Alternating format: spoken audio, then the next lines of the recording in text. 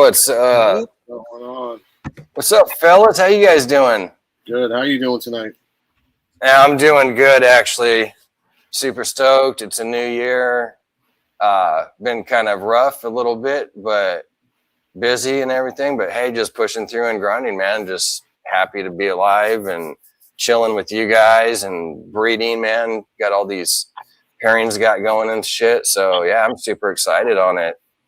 Nice. And it's Friday? And it's Friday, man. We got the weekend, right? Like, finally just get to kick back and enjoy our reptiles and all that, man. Whether snakes, lizards, whatever, right? The family, get to barbecue, whatever. I mean, it's perfect time, too, for that, right?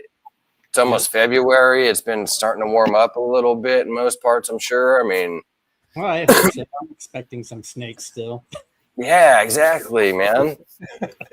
We just got 14 inches, so I can't barbecue. 14 inches of snow or rain? No, snow.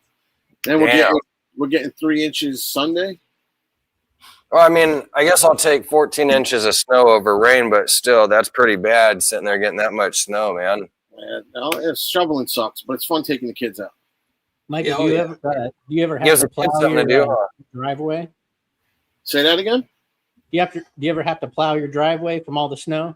Oh, yeah, of course. Yeah, snowblower. Yeah. No shovel, it's too much. You need a snowblower. Oh, yeah. Too much. When I see the poor bastards out there with a shovel, I'm like, oh, my God, how do you do that? A whole driveway with the shovel? Whew, forget it. Yeah. I seen some deal the other day, man, that's pretty cool. It's like a cheap little device, like not too crazy, but it had like this like rod, and then it's got like at the end like this little like these, I don't know if they're metal or plastic or what, I assume they're metal, but it's got these blades and like it's a blower where you just sit there and like you almost kind of like a push broom or something in a way. And you just sit there and you push and it just sits there and it goes and it has like the little tube, square tubing around whatever, and it just shoots out all the snow and everything. Yeah, and it's pretty cool, man. Yeah, that's all right if you got like fresh snow, soft snow. But if it's packed overnight, those things don't work. Oh, end up breaking, busting the blade or something. Like, fuck this just thing. Clearing the ice out. Yeah, I gotta go get a real one. This guy was trying to make ice cubes with this thing, man, and trying to return it. That's funny. Yeah, you gotta get the one that throws it like 100 feet into the neighbor's yard. Well, I got lucky. My neighbor bought one a couple years back, and he does the whole block. Oh, nice. Oh, shoot. Snow, I don't got to worry about it. The neighbor's got it. Yep. Yeah, I'll just throw down some rock salt, and just call it good. Yeah, I was gonna say we're lucky if we see snow like maybe 2-3 times a season, and when it does, it's usually wet snow and ice. So not the best type of snow to have around. No. Yeah. What part of Washington are you in, Mark? I live up in Stanwood, so it's like 45 minutes north of Seattle. Okay. I got a cousin that lives up there. I got to find out exactly where he lives. It's interesting. I wonder if you guys live by each other. I'll have to find out. Yeah, it's a possibility. Not too many places in Washington are too far apart. All pretty close together and everything. Yeah. Well, I'm a east sider, and Mark's a west sider over there. Yeah, that's about a 4-hour drive. What are we talking, guys? Yeah, it's only 4 hours, but What a drive, though. Oh. Yeah. So how many people out there in the chats are going to the SEER show? I know quite a few people on the East Coast are going down there. We got quite a few. I know Stan was saying something. In fact, we could go through the comments and say hi to everybody. Of course, we got Mitzi. What up? How you doing? Hope all is well with you. And then we got Heart of the Python. How you doing? Hope all is well. Thanks for coming out. What's going on, Pierce? And if you guys didn't, what's up, Aaron? Yesterday we had, I was actually over on the channel. I'll have to sit there. I'll have to try to find it actually and throw it in the chat so you guys could go check out the replay. But it was pretty awesome, man. Got to go on there with those guys and hang out and everything. So it was a pretty cool time. We actually rocked, man, for a couple hours. So definitely had a great time. Will came out and some of you guys, so appreciated everybody that came out. But I'm gonna, like I said, I'm gonna try to find that and get that back into the comments for you guys here shortly. And we got Aaron. What's up, Aaron from Batter Up? How you doing, buddy? Hope all is well. Awesome guy right there. And we got the one and only Duval. What's up, Big Mike? How you doing, buddy? Sunset Kid. Right, the Sunset Kid. And we got Jared. What's up, Jared? How you doing, buddy? Make sure if you guys aren't following each other to follow each other, and go check out Jared too. He's got an awesome show that he runs Genetic Canvas on Sundays. So that's coming up in actually 2 more days, man. That's a pretty cool show and everything. So make sure you go out there and check them out and send some love. What up, Mitzi? Hope you're doing well. Hope everyone's doing well this week too, man. Hope you guys keep grinding and pushing forward. What's up, Dickie? How you doing, buddy? I hope all is well with you. Yeah, just keep. That's one thing, man. Everybody just keep grinding. What's up, Kiko? How you doing, buddy? I hope all is well with you. Keep grinding, man. Push hard because hard work definitely pays off. I'm really trying to push really hard this year, and I try to do it every year, but this year I'm even really trying to push like as hard as I can, trying to go give it 300%. I'm trying to do whatever I can to produce some really nice stuff and some other things that I got going that I'm hoping to share with you guys soon. So I just got to get the product going. I'm working on a lot of that, and that's really a costly thing for me. So hopefully I could get that going here pretty soon to show all you guys. And hopefully it works out. There's a lot to it. It's not easy. Brave, what's up, man? How you doing? I know you probably had a smoothie today. What kind you got? And of course we got Bosa. What's up, Bosa? I hope all is well with you, brother. Keep your head up, man, and keep grinding. I know it's tough right now, definitely a hard time. But just reach out if you need anything, man, or you need to talk. Prayers sent, man, positive vibes. And we got the Third Eye Designs. What's up? How are you doing? Hope all is well with you. Thanks for coming out. In fact, I got to make sure everybody's smurfed too.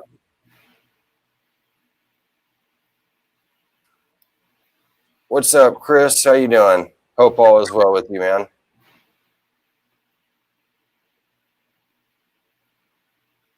And we got James B. What's up, James? How you doing? Got the Cookie Monster in the house. And then we got Carl. What's up, Satchmo? Hey, Carl, if you're not busy, man, you could jump on. And we got Proxima. What's up, John? How you doing? And Stan, what's up, brother? How you doing? In fact, I think he has another comment in there that I seen that he's going to the show. Nice. Or he's actually already there, if I remember correctly. Yeah, I know Sammy flew down today too, so that'll be a fun show to go to. The Sear show, I think, is a nice show. Yeah, definitely. In fact, there it is. Go back, Will. We're here in Atlanta, ready for the Sear show. Yep.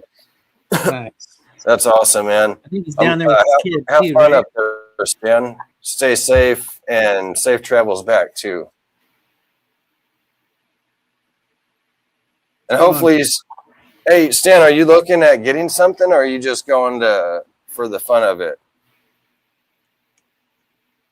Is it A, you're buying something, B, that's a possibility that you're getting something, or C, you're just going up there? And we got Eric B. What's up, Eric B? How you doing? Good. Thank you, sir. That's right. Smash the like, hit subscribe, turn on the notifications, share it out, all that good stuff, please. We definitely appreciate it. We appreciate everybody coming out in your guys' time.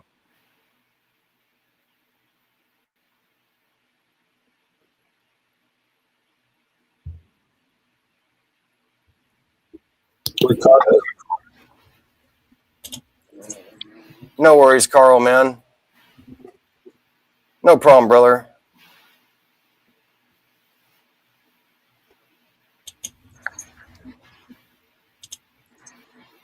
Getting stuff for the new enclosure, but you never know on the buying.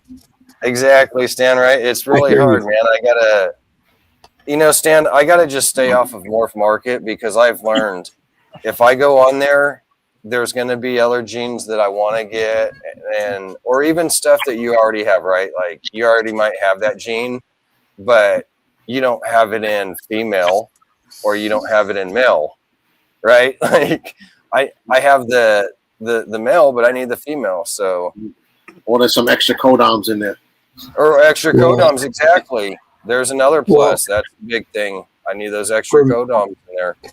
He does them lizards too. He does them cresties and stuff too. So he might even be looking there.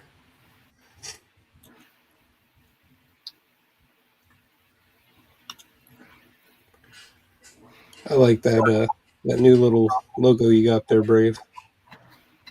That is pretty cool. I like that. It reminds me something in a way of. I'm kind of thinking of like, gosh, what's his name? Gives me like the Rick and Morty vibes. Right?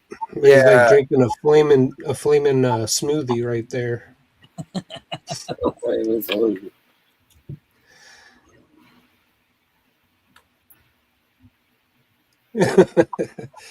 I'll start texting you stuff, Vance, and send you down the rabbit holes with me. Right, Eric? What are friends for, man?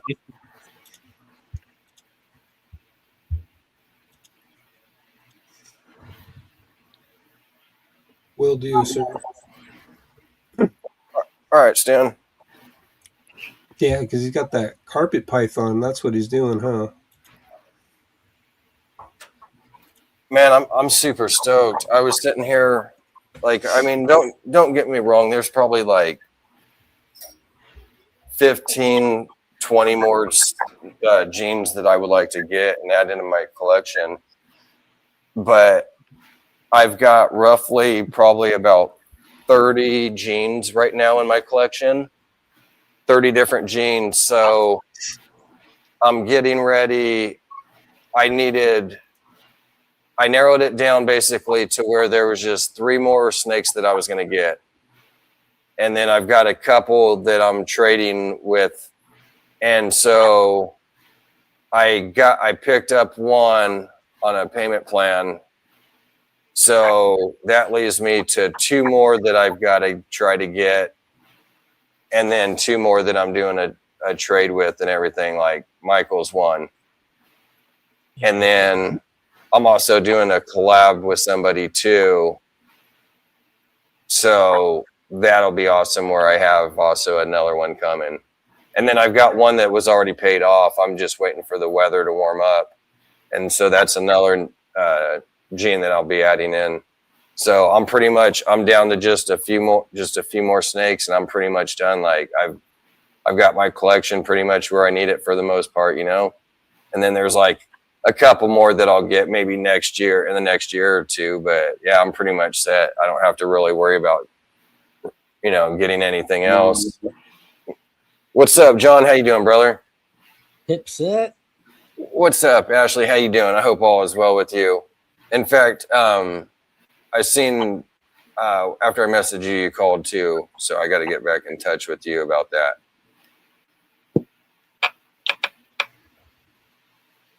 Pip was one of the people I just got a hold of today about one of the snakes that I wanted to get to kind of seal the deal with just a few more that I got to get. Like I said, shout out to Michael from Platinum because we got something we're going to be doing too. I got that beautiful Mandarin man that I'm picking up from you, so I'm super stoked on that. And then I got a nice, beautiful scrambler that I'm going to be hooking him up with and everything. Going to have a scrambler and some extra a codom or two in there, so definitely going to get a nice snake right there, man. I can't wait. Like I've got, so it could be any day. I'm thinking probably in like the next month or two, hopefully I should be having some clutches drop. So I do have some pretty cool stuff. I'm hoping one of them was if I could hit, so I could hit possibly a visual hypopide clown, and then they'll all be het for ultramil. So the hypopide clown het for ultramil will be something really nice that hopefully I should be having soon. I can't wait to see that clutch. Hopefully everything works out and she drops. So super excited about that. I've got some scrambler stuff going that I'm super excited about. I've got 3 or 4. I know 3 for sure confirmed locks with him on 3 different females. So I got quite a few scramblers coming up, hopefully. And then I've got some other females still that are coming up to size. So I'll be getting them. We're just barely hitting February here in a couple of days. So, I mean, we're still, not even halfway through the season. I still got all of February, March, April, and even May where I'll be breeding and stuff. Snakes go year round. They go when they go. Yeah, exactly. It's not when you want, it's when they want to go. So like when I try to pair up my animals, I usually just pair them up once a month. If I get 4 or 5 locks, just pull the male out, and then they go when they go. Yeah, that's what I'm doing. Sometimes they reabsorb. Sometimes they go. I've had pretty good luck this past season. So I think I'm going to have a little bit slower season this year and concentrate more on want to start up an LLC and probably vend a couple shows, narrow down the collection a little bit, and then I've got the berms going, and I've got an incubator build to do, and I'm doing another ASF rack. So nice. A little slower like me. To the breeding plans, but I might do like 3 ball clutches this coming season. I think we'll see. Yeah, that's pretty tight, man. Some holdback stuff, and then mainly just a building season as far as other aspects of it go. Right. Yeah, exactly. I got to do a lot of that too. Are you pairing right now, Mark? Anything? I've got the berms going. The berms. Yeah. But you did do some ball pythons already, didn't you? Yeah. So I think I do have one last clutch from last year. She hasn't gone yet. It's a pastel calico female that I paired to a pinstripe Enchi Orange Dream het for cryptic. So just I wanted to see the interaction with the calico and see how those genes paired up, and I could hit just some high white calico animals and sell them off at the show or whatever, maybe hold one back. Nice. So my question is for you, and curious to everybody else too, up on the panel or even in the comments, like, for example, okay, like I like pinstripe. I think pinstripe's a beautiful snake. I love it. Not everybody loves it. and I understand like it's a dominant gene and like it's very overpowering and everything. So my question is, if I try to stay away from it as much as possible, again, I don't mind having a pinstripe in my collection. If you guys want, if there's a snake that you guys want and it has something like, say, the pinstripe in there, does that scare you? Like, does it scare you away, or does it scare you to sit there and go, oh man, like, I hope that I don't hit a bunch of these in that clutch? I don't know. I see some really nice pinstripe is awesome together. Well, that's where it would all boil down to, right? It's just going to depend on what you're trying to produce or where you're going. Because, I mean, if you're going for something that's going to mess with the pattern, it doesn't necessarily mean that you're going to see that because of the pinstripe beans. It's just like with leopard and stuff, how strong they can hold that from changing up so much. But there are certain things out there that work with them, and it does mix them up. So I mean, you just got to put a little thought into it. But honestly, like me, I have a pinstripe, and I'm going the route of putting it into pied. You know, so yeah, I mean, that's something that I feel that works well, and I don't mind to have that pinstripe in the pied stuff. But as far as putting it into certain other things, I mean, yeah, it just all depends, really, you know. Yeah, it's like and that's true too. Like you said, it comes down to really, like, I guess the person for one is going to be a big factor, but is the projects that you're working on, is it going to help it? Would you be able to possibly work around it, or is it going to be something that's going to hurt you? You know, where it's like, there's some stuff that I have that I could sit here and see going with the pinstripe that I'm like, okay, absolutely. Like, I still don't want it maybe in all of that project, but I don't mind having one or two, you know, with, you know, say pinstripe in it. I mean, you can get it and work it out. That's true too. And that's the thing is working it out, that's always a possibility. Just, I guess, how long is it going to take to work out, right? Is it, you just have to find the right combinations, right? So the more powerful animals that you put in there to pinstripe, I'm sure you can change the pattern, change the color. I saw like a black pastel pinstripe clown that looked amazing. You know, you throw some hypo in there and maybe a couple other genes, and yeah, I seen a pinstripe hurricane that's fucking insane. Like, so, yeah, who was it? I think it was, I don't know if it was David. What's up, David? If I didn't say hi to you too, man. Actually, nope, you just popped in, so I lied. It wasn't you. Pin, right? Yeah.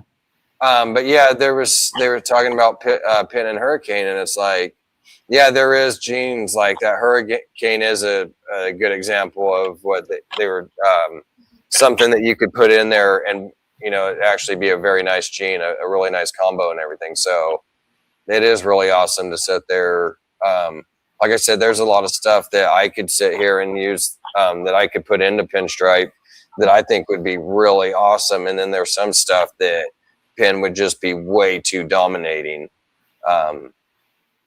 But I don't know. Like, I always kind of like too with like the pinstripe, like if you could sit there, kind of like with Inchy a little bit, like it kind of widens up, like start opening up the pattern and making it wider. It's kind of neat when you could sit there and kind of alter it and make different, you know what I mean? Change up the design in the pinstripe a little bit. Yeah, I've seen different pins. Some of them look different to me. Like some of them got real cool ass designs, and some got like, you know, I don't know if it's the difference in the pin. It could be. It's hard to say. I mean, but and then there's just those some genes that really do just take over pretty well with pinstripe. You know what I mean? They do a really good job with it, where they sit there and really do their job and take over in the pinstripe and change it up. Yeah. Like one of the ones I liked was like shrapnel. I like shrapnel. That's pretty cool. Something I was going to add a couple years back. into my collection, and that looked pretty cool with pinstripe. I like the way it kind of altered it up and kind of looked like bullet holes and shit going through it. It was pretty neat.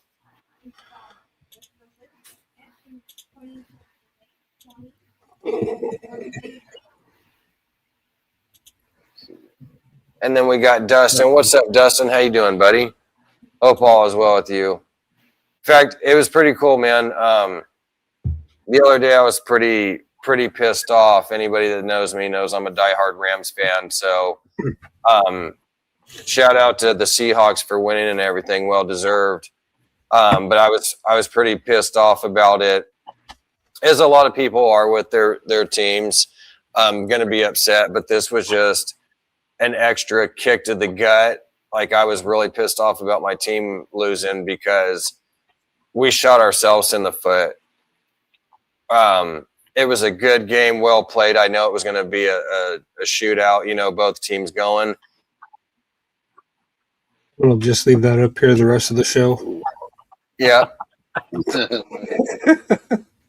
So it was pretty... I was pretty upset, man. But anyways, yeah, I ended up getting a message from Dustin and everything. And he left like a meme and stuff, something to kind of brighten up my day a little bit. So that was pretty cool, man. I appreciate it. And I put a message out there. I said, I will not be on Instagram or any other platforms for 1 week. So that's like a hint for people just to leave me alone. And I got to say, my buddy Rock, he had to sit there and run his mouth. Well, he didn't really run his mouth, but he tried to call me, and I was like, I'm not answering your phone call, Rock. I love you, buddy, but look, brother, I am not talking to you. I don't want to hear your shit right now. But, yeah, it's all good, man. I know, right? And my it's funny because my cousin, he lives in Seattle also. Well, he lives in Washington. I'm trying to think if it is in Seattle. But, yeah. Boo. Right there, Mark. Boo. Oh, yeah, I don't care. I just try to support the home team. You know what I'm saying? Like, I don't even follow it that much now that Marshawn Lynch doesn't play. I know. Right. He was a hell of a running back. Since the Legion of Boom and Marshawn left, I stopped watching the Hawks. Let me be honest with you. I wanted Tornado. I think that's Tornado. He wanted to do a double or nothing. Oh, I wanted to do. Yeah, you're right. I was going to say it possibly could be that too. I wanted to do a double or nothing, Vance. On which one, Mike? My brain's not working, so. Steelers do appreciate that ring from those Boo Hawks, though. There was something I was going to say, too, man. I was going to, in fact, I think tell Mark, and I can't remember. Get lucky enough to be ahead in snowstorm. That's the only reason the Patriots won. Yeah, if you're on the credit, we should have won that Super Bowl on the credit. Well, your team got further than mine, so okay. So what was he talking about? Go back to Duval's. Oh, it's right here on the screen. On the credit, he wants a double or nothing. No, I see on the. What's he mean, double or nothing? He wanted to do double or nothing on the credit.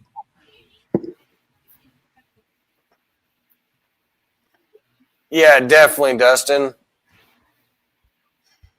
I should have taken the Seahawks, and you took the Rams to do a double or nothing on the credit. Yeah, you know what's funny, Mike, is I actually, man, brother, I almost sat there and did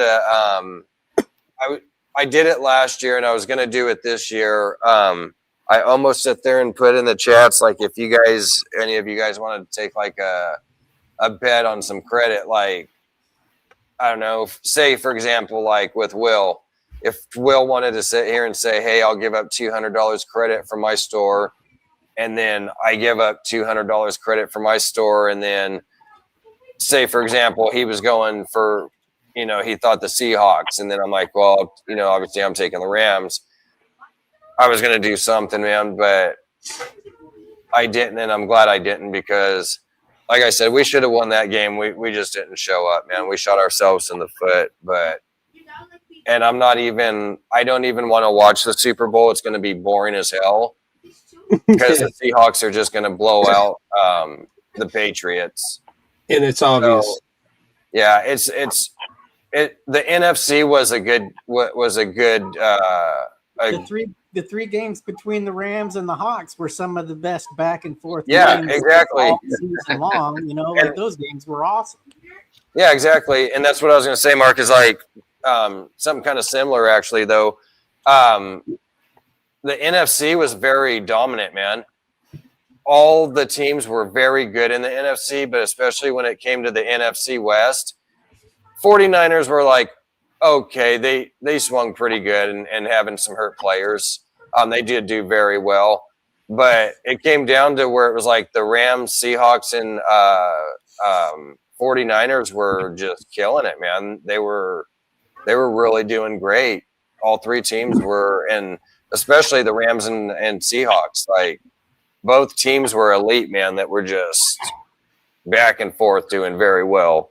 Yeah, I think they got a pretty fair game too. The refs made some decent calls and they made some bad calls for both teams, but I think it was pretty.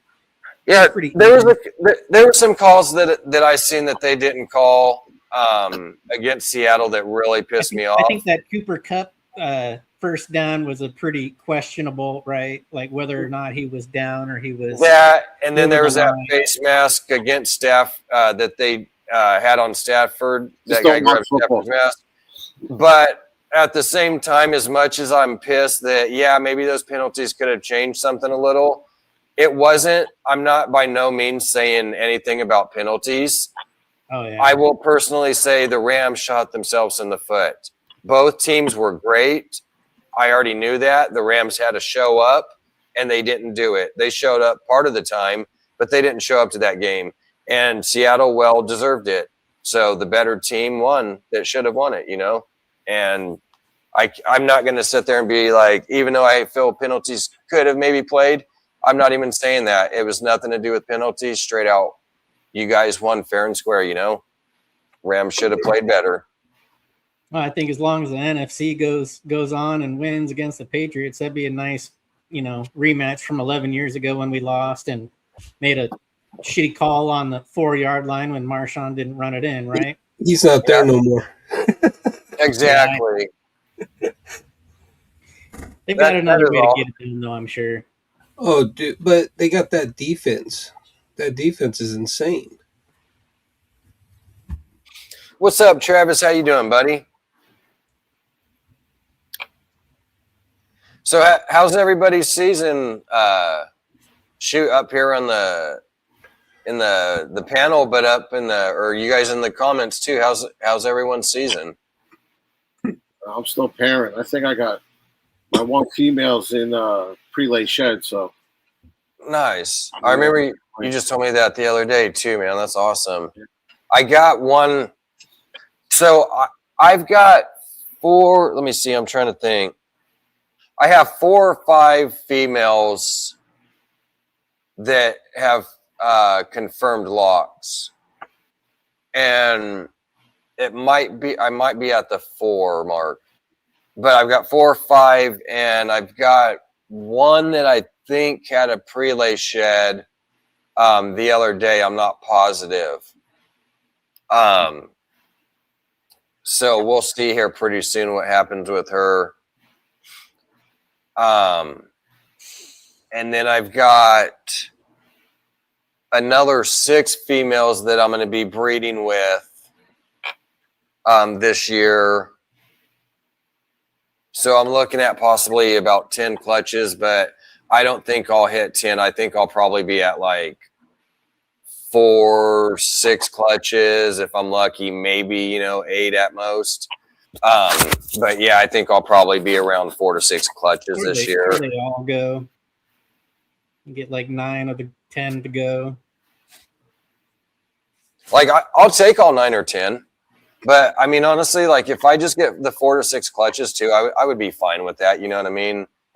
I prefer kind of the 6, but like I said, I wouldn't mind especially too if it's like some clutches pairings that I'm really, you know, been anticipating for a long time and shit. You know, then it's really like, yeah, okay. But yeah, I've got quite a few that should go. Yeah, I think I'm right there too. I think I got 6. I definitely got 6. Will confirm locks at least 5 times.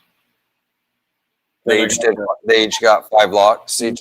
Yeah, at least 5. I've got a couple more, but I got that disco vanilla spot nose heck clown girl. I think she's ovulating. She didn't shed yet, but she should be shed. She should be going in pre-lay shed soon. She's huge. What'd you say? Spot nose vanilla? Spot nose disco vanilla heck clown. Nice. To the super mansion. That would be nice, man. Like, you already know how I feel about Mandarin, and then I mean, you already know how I feel about disco too. Yeah. But I mean, Mandarin's a great gene, something that I've been wanting to add for a long time into my collection. Bad. I love Mandarin. Like, I was sitting there going, well, damn, do I do like Mandarin or Bang, like looking even to make sure, you know, what I get and what I want. And I was like, yeah, I'm getting Mandarin, like, but that's a gene that I really want to add. And then like disco's a really amazing gene itself too.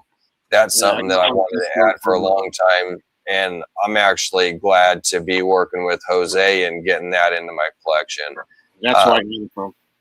And that's funny because like me and you were talking, and even me and Jose were talking about it too. It was like all 3 of us were sitting here working into the Scrambler, Mandarin, and disco and shit. So it's pretty cool. Like I said, all those genes are stuff that I really love.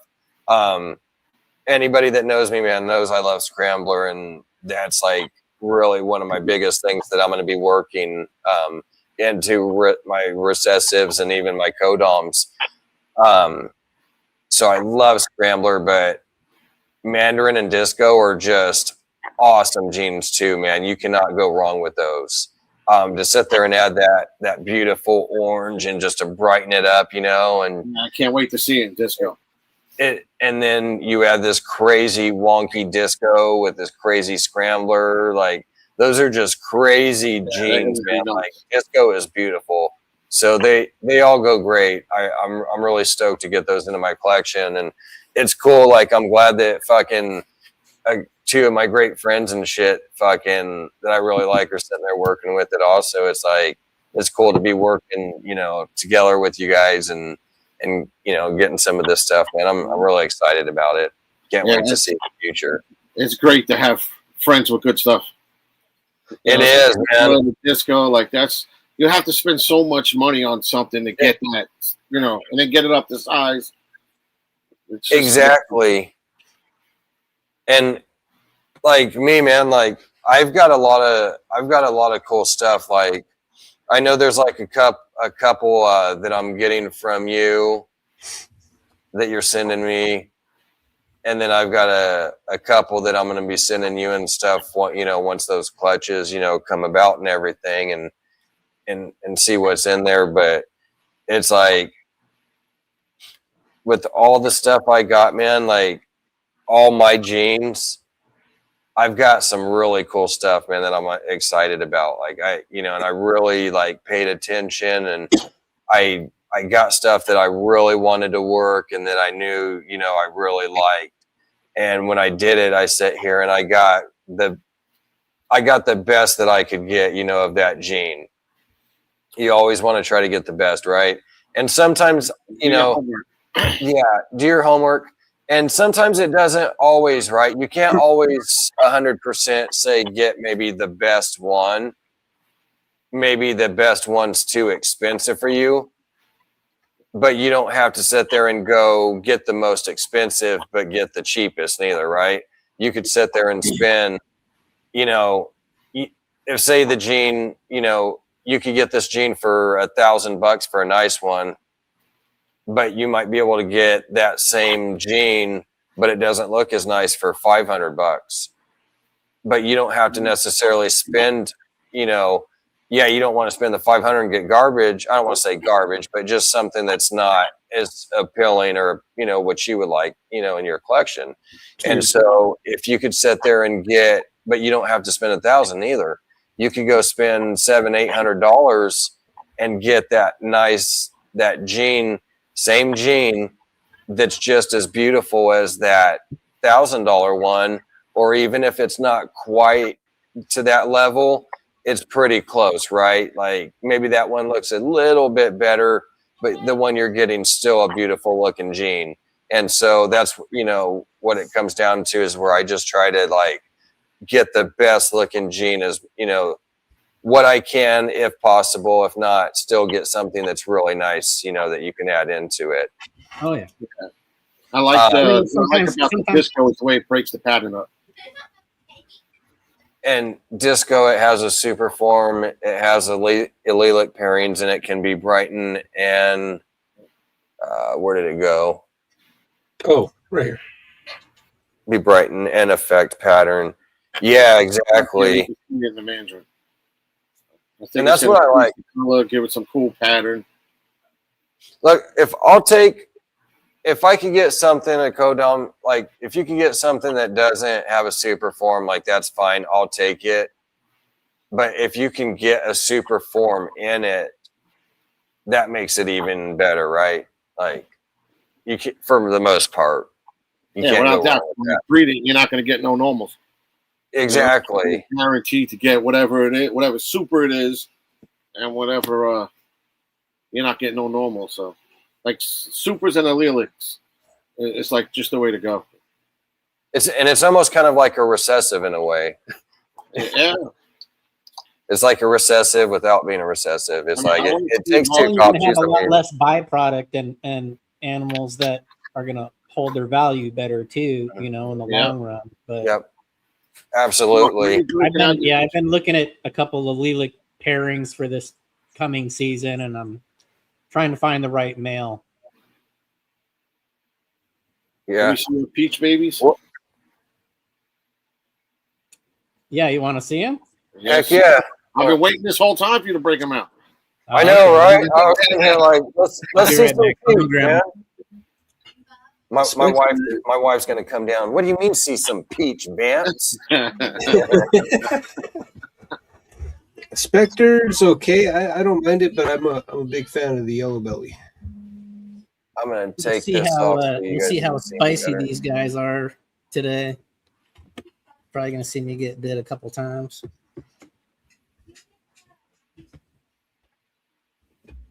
That just means they eat good. Yeah, they've been doing good so far. They've had 2 meals. My camera's acting all crazy right now. Skynet. It's focusing in on you. I thought you had somebody back there doing the camera for you. They're already spicy. Tell them to put the bottle down. Let me go grab the male and female that go for it. The pairing. Take your time. No rush. We'll be chatting anyways. 2 things come out of Georgia: peaches and women. Yes, sir, Mike. You got that right. And everybody loves peaches.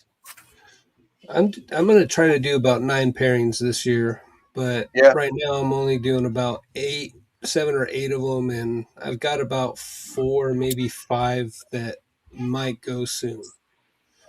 And that's good. Like it's nothing too wild, but it's a good amount too, you know. Yeah, this like if I could sit here and have 8 or 10 clutches, man, I'll be super happy with 8 or 10 clutches. So this was the male that I got from Fred and AJ over at Good old Fred and AJ. F&A, shout out to them. So this is Mojave, yellow belly, red stripe, spot nose clown. Yeah, he's nice. That is a beautiful snake, man. The lighting's horrible right now. Yeah. I could tell it's not doing him justice. Got to turn the stripper pole off over there. Right? Yeah, I can probably do that here in a minute. Oh yeah. This is the leopard peach pet clown. Nice.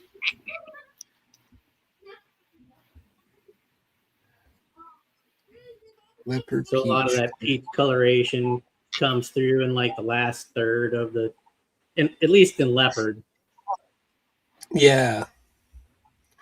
Still good looking snake though, man. It is. Is that a male?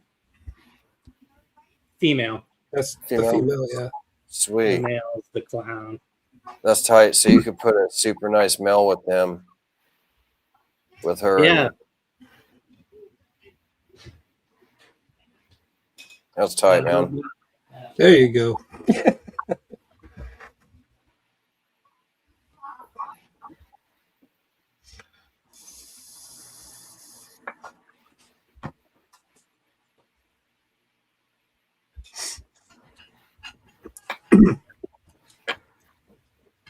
All right, let's get bit.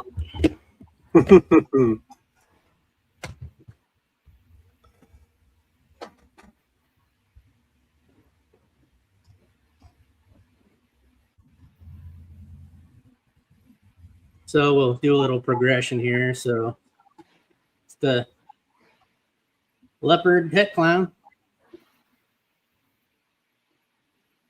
So we had 5 viable eggs in this clutch.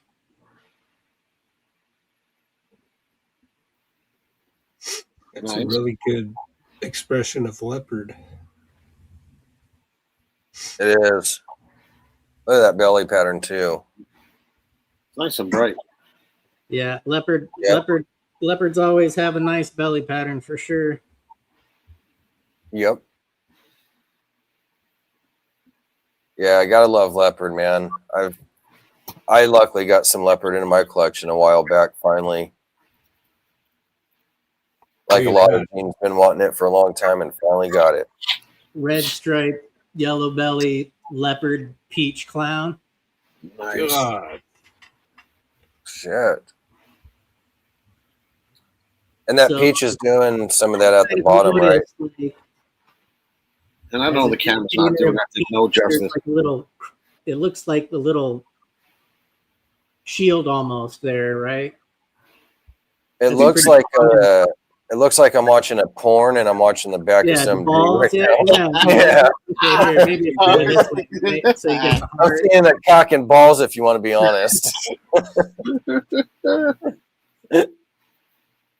Good looking animal. Yeah, it is. So what's is that a peach affecting some of the bottom of that?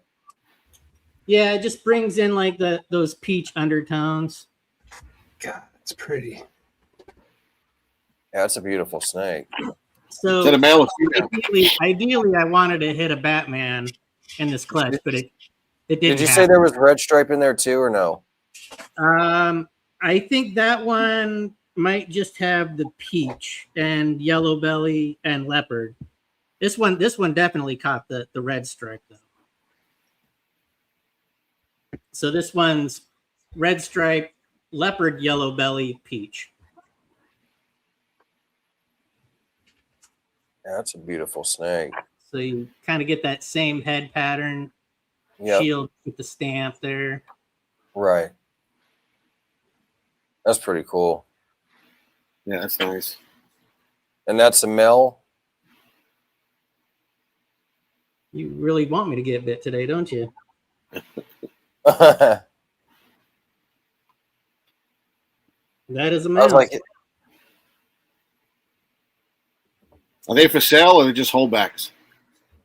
I'm keeping the peach stuff back. Yeah. I'm probably gonna hook a good friend up with one here, but like out of this clutch, most of this stuff is being held back.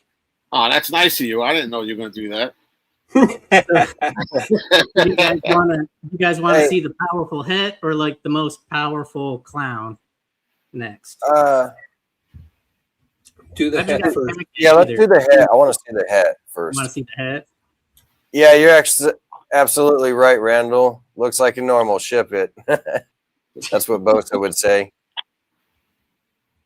Bosa was just in here. I'm waiting for him to pop in and say, "Yep, ship it."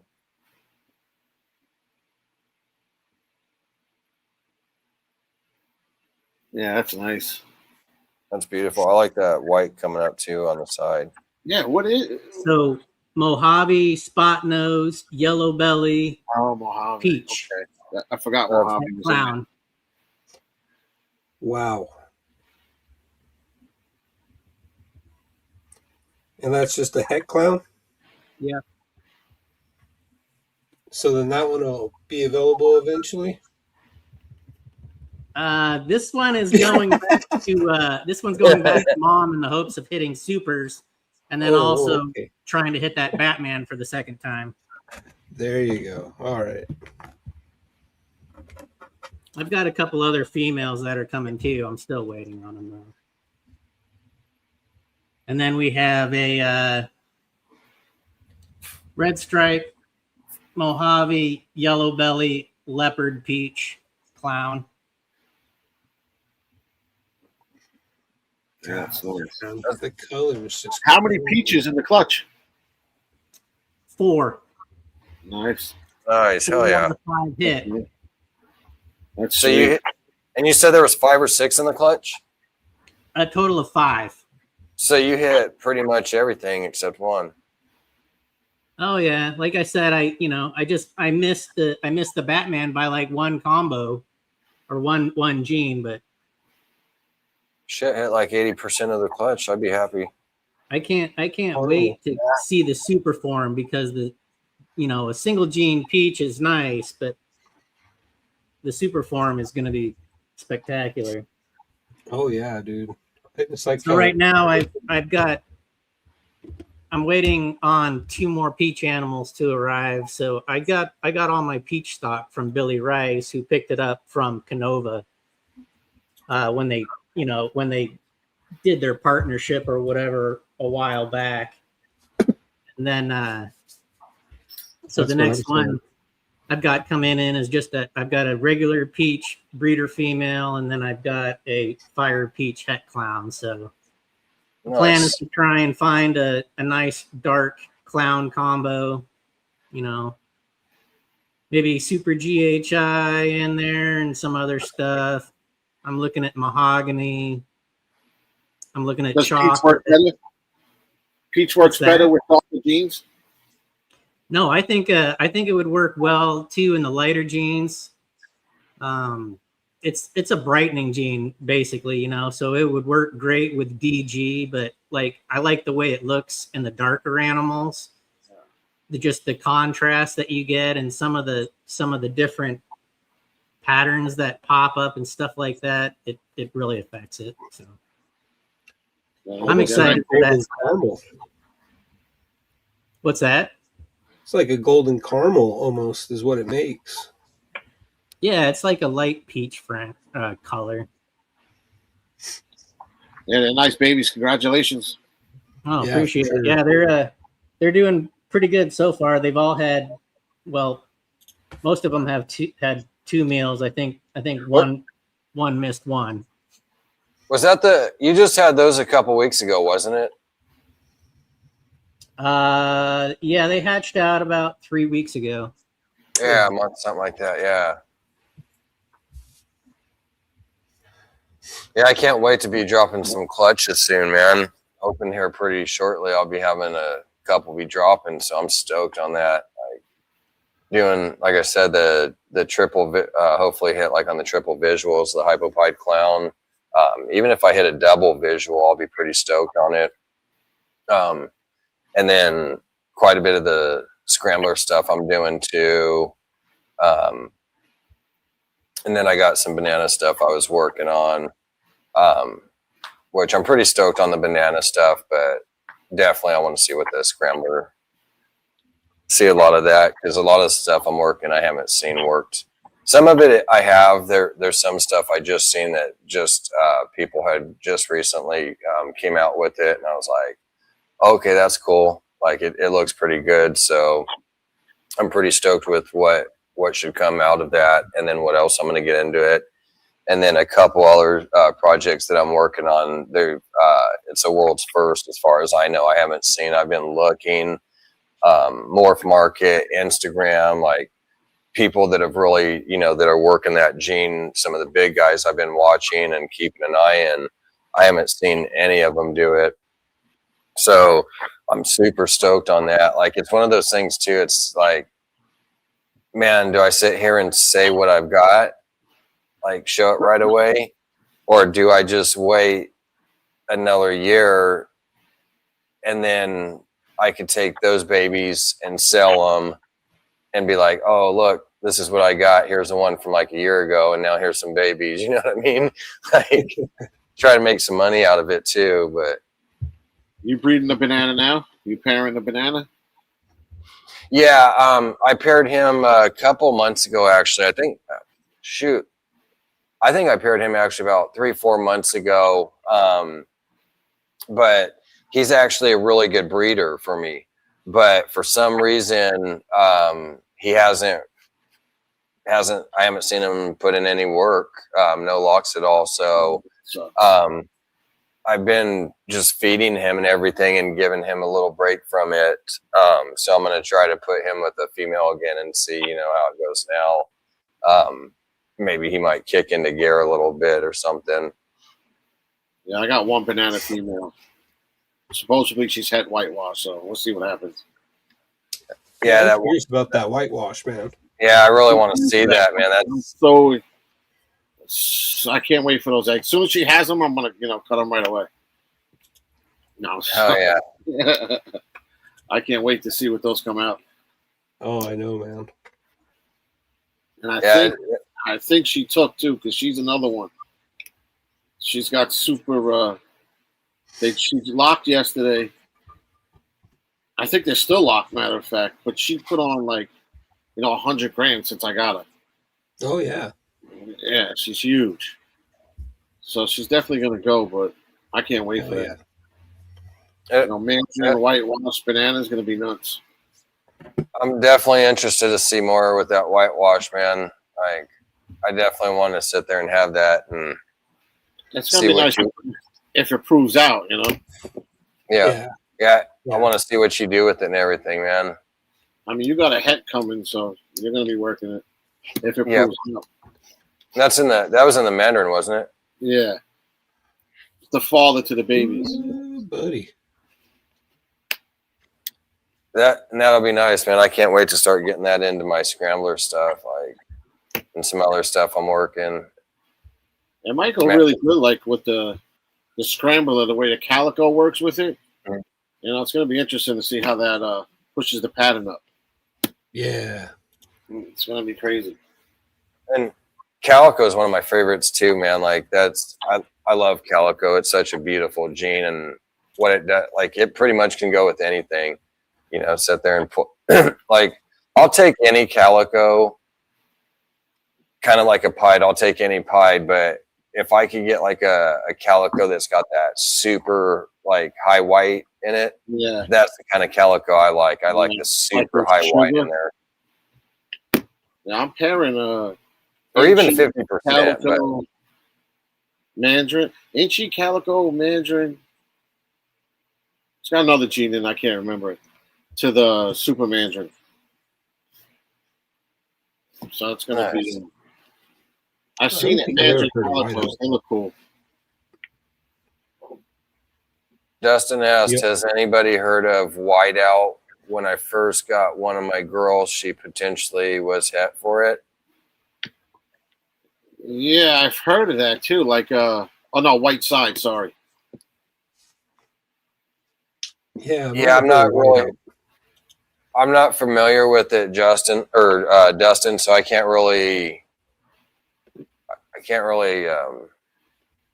respond too much to that. You see. Like Wookiee Coral Glow, Red Stripe, Spot Nose Clown. Yeah.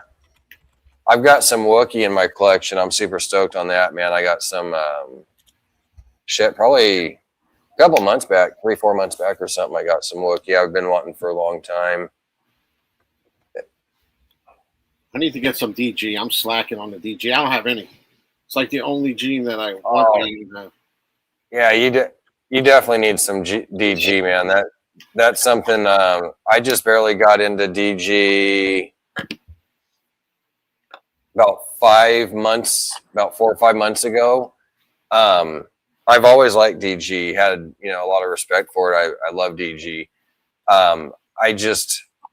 It scared me when you heard a lot of this. Oh well, there's DGA, DGB, DGC.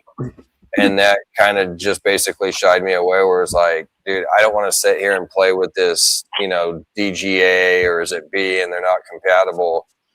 I'm not going to sit there and do this shit. And then I was talking to, I think it was Eric B or somebody, and they were sitting there telling me, they're like, no, like 95% of the DGs are A. And then like 5% are like the other. And I was like, oh, okay, in that case, like I'm going to, go for it. And so I was stoked on that. Like, I'm glad to have DG in my collection now. Yeah. See, that's beautiful right there. I like that. That's a nice looking calico. Like, if you can even go higher with the white, like that's awesome. But that right there is even perfect. Like, that's pretty high white. What's that, pastel calico? So she's a pastel calico, but she's het for Joliffe Xanthic. Oh, nice. Nice. That'll be awesome to sit there and get that Joliffe in there, man, with that calico. Oh, yeah. No, I already proved her out. Heck yeah. Yeah, she's already got some babies. She's going to be going for a second breeding here soon. So you already have the Joliffe visual calicos? No. See, that's the thing. I whiffed on the Xanthic on the calico that I have, but she produced a Pastavi Xanthic. So she's actually going to be going to that one that I just got in. The splatter, what was it? No, the Vanilla Tiger that's Joliffe Xanthic. Nice. Did you get any calicos in the litter? In the clutch? Yeah. I actually have a baby. I could show the baby. It just didn't hit the Xanthic. Okay. I'll go grab it right now. But yeah, just you guys were talking about calico, and I love calico. Absolutely. Calico's a beautiful gene, man. Like, that's one of my favorites. Like, and then Scrambler too. And Scrambler calicos are beautiful. Yeah, they're nice. Yeah, we've all seen, most of us, I'm sure, have all seen like the Chris Hernan. He has a lot of the Scrambler calicos, so that's pretty awesome. And shout out to Chris Eaton from the Fat Man Nation, man. We got him as a sponsor, so we definitely appreciate having him, man. That's awesome. We appreciate you. And also, The deed's not words. It starts the 1st, right? February. Yeah, that's exactly what I was going to say right now. If so, in 2 more days, we have the Words Not Deeds campaign that they do for the military vets. There's, a lot of people that have sat there and been wounded and everything, and served our country and don't get to go out and do anything. So they sit there and they help out, taking them to go out fishing, camping, hiking. Like they have people out there to help them and have different things, wheelchairs or different types of stuff that they may have had made or custom made or whatnot to help these guys and be able to go out and do this stuff. So it's for a great cause. So make sure that you guys stay tuned. Like Will said, that starts February 1st in 2 days. So make sure that you guys, we will be having the link up and everything here. And there, you could also hit up Chris Eaton too if you need at the Fat Man Nation. But again, February 1st, they'll be selling those shirts. So make sure you guys pick those up. It's for a good cause. I know I'm definitely going to be snagging me one up here in the next week. So definitely make sure you guys do that, man. So that's het for for Exantic? This one's possible. Oh, because the mother is a het. Oh, you bred it? Yeah, both the mom and the dad were only 50% het, but I proved them both out. And so possibly, but the sibling to this one is Exantic Pistavi. Do they shed test for that? No, they don't have a shed test for any of the Jollof stuff, so it's going to be all on me to save every freaking shed and turn it in so I could start a test. Yeah. But I mean, I'm going to end up producing a bunch of stuff anyway, so they'll have enough for Tiger, they'll have enough for the Exantic. I just got to start collecting it and hold on to it and actually mark on them what they are. Yeah, definitely. But, yeah, calico all the way. Can't go wrong. No, not at all, man. No matter what you put it in, it's going to look nice. Yeah, I'd prefer the high whites. You know, it'll be interesting to see like what proves from that clutch if she even goes. You know, I don't know if she reabsorbed. It'd be nice to have an ultrasound. I think that, you know, I might look into that a little bit more this season as well, you know. Absolutely, man. That's a good thing to have. If you have the money and you can afford to get one, snag it up, because that'll help you out a lot. Yeah, I have a pretty good ratio as far as like males to females. You know, I have like specific pairings when I'm trying to produce like holdbacks, so I'm not, you know,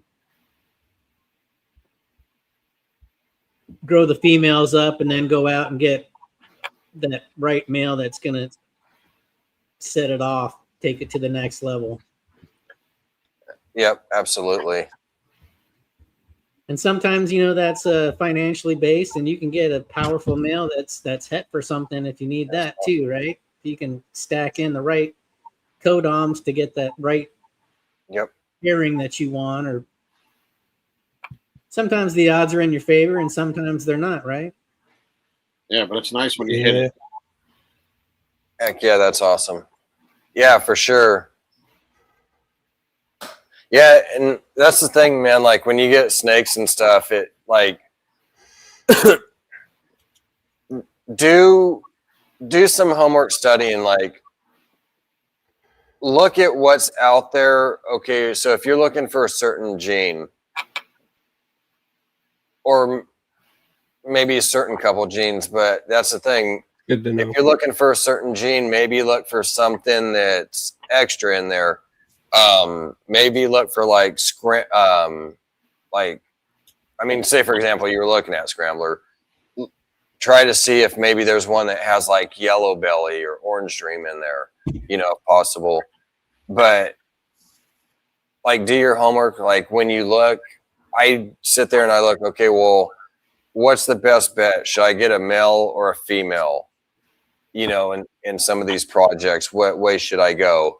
And like lately I've been sitting here and I was going kind of a certain way and going to get like a male in like a certain something and then get females in this and this. But then I kind of switched it around and I'm going to get a male in this certain gene and going to get the females in here.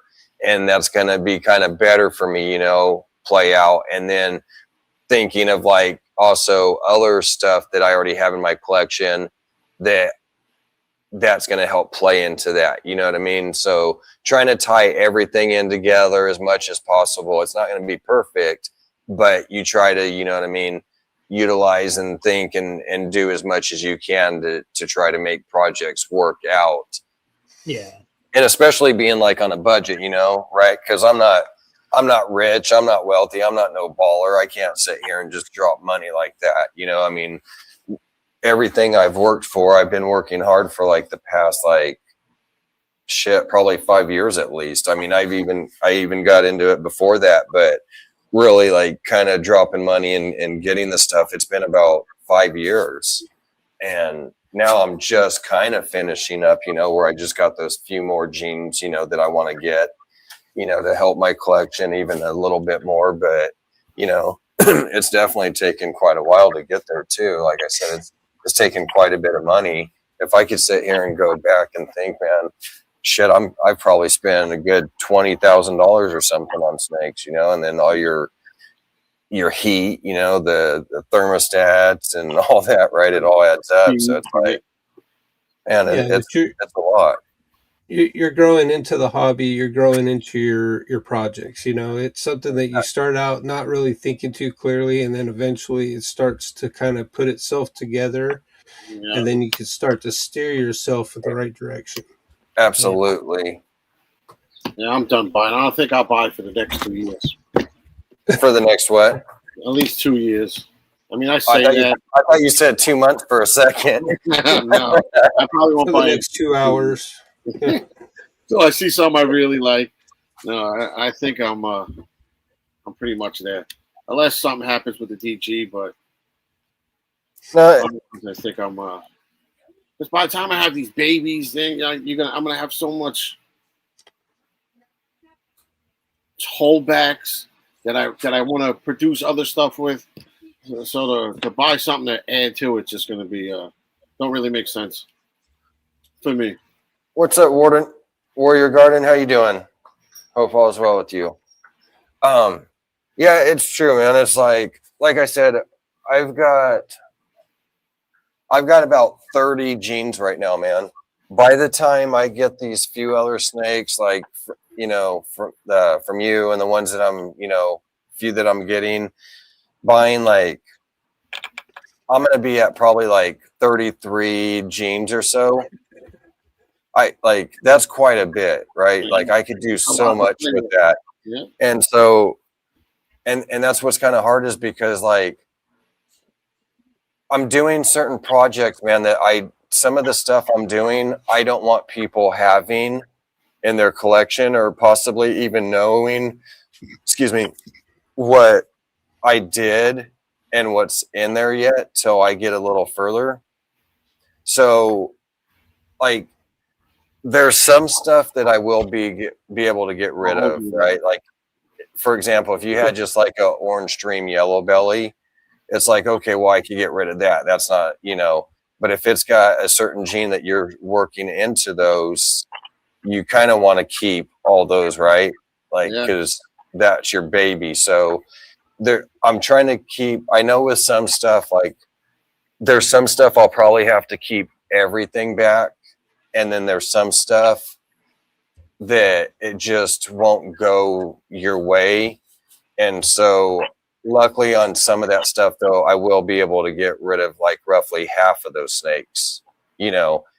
In some cases, maybe you'll be able to get rid of 75, 80% of them. But that's the thing is, you know, trying not to keep too many too. It's like, well, I can't keep these all. Like I could keep maybe, I don't know, maybe 15 to 25 at most back. And that's even quite a bit, right? To sit there and add, you know. Another 25 snakes. I mean, I'm only at like 30 right now. And then whenever babies pop up. This guy. I'm over here making How many are you at, Mark? Upwards of 70. Yeah, you're climbing. Yeah. I'm gonna, you know, vend some shows and hopefully sell off about 20. Yeah, that's where I'm at too, man.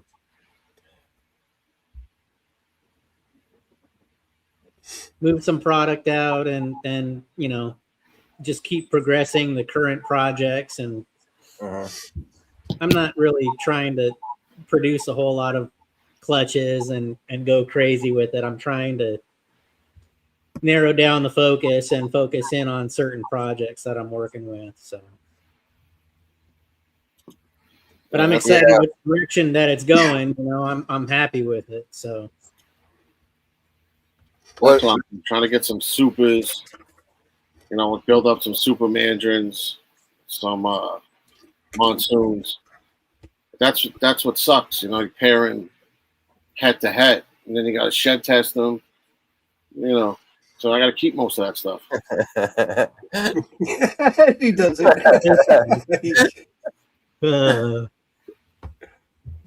Right, Eric? I want to see more of tri-strike stuff. I never get to see any of it. 226. That's a lot. 2 bows. But you know, I wouldn't mind if they're all nice stuff though too, and especially if you're going to be selling quite a bit of them, right? Like, oh yeah, for sure. You know, but yeah, I thought I had a lot. That would be a lot for me to manage with my job, for sure. Yeah, exactly. That's where it gets tough, you know. Like, I work typically like 10+ hour days, you know. So makes it tough, man, to sit there and come home and deal with all that and plus work. That's tough. I work out of the house, so I have it a little easier. There is a lot of times that I am having to leave and do things too. But even with me, I mean, working out of the house a lot, like I couldn't imagine having to sit here and take care of a lot of snakes. That's a lot.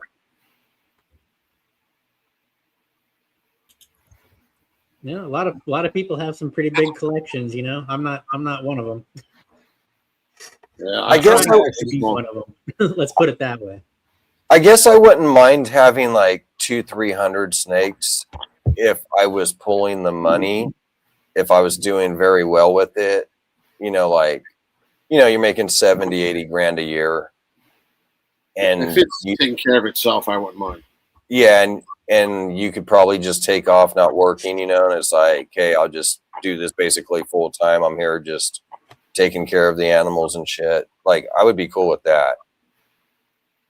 It'll come with. I don't want the thing I'm worried about too is I'm trying to keep it like if I ever want to sit here once in a while and take off for like a week and go camping or hiking or something, or go visit you guys or whatever, I want people to, whoever I pay, like my sister or my niece or something, to come take care of them. I don't want it too hard where they can't, you know what I mean, take care of all those animals. It's like, okay, the snakes you really don't have to mess with. Like, they're good for a whole week. If anything, maybe just check on them, you know, or check the temperature, you know, to make sure the thermostat's fine. But like the rats, you know, coming over, having to do that, I don't want too much for them to have to take care of.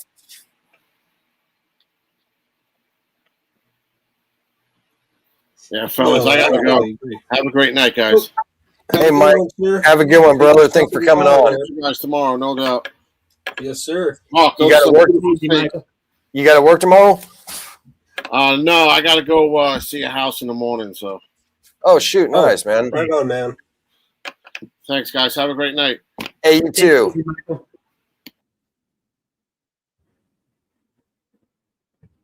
Just joking, Eric. This year's hoarder's son may actually sell some. Yeah, it's hard, man. You start to become a hoarder sometimes with these snakes. I know, like, there was some that I didn't want to get rid of, man. It was just, and they were basic. It was like, one was a banana orange dream het pied het hypo, and one was a banana orange dream yellow belly het pied het hypo. And I produced them. It was from my first clutch, and like one had kind of like a 8 pattern on it, or had an 8 pattern. And so it was pretty cool to see like the number 8 on it, and just really clean, nice animals where I didn't want to get rid of them. But, you know, again, you can't keep them all, right? So like I was even looking today, man, and I was like, man, if this, like, okay, I'm looking at this clutch or this pairing today, to see if how the female's doing. Sorry, I got a bunch of wild animals running down the street right now.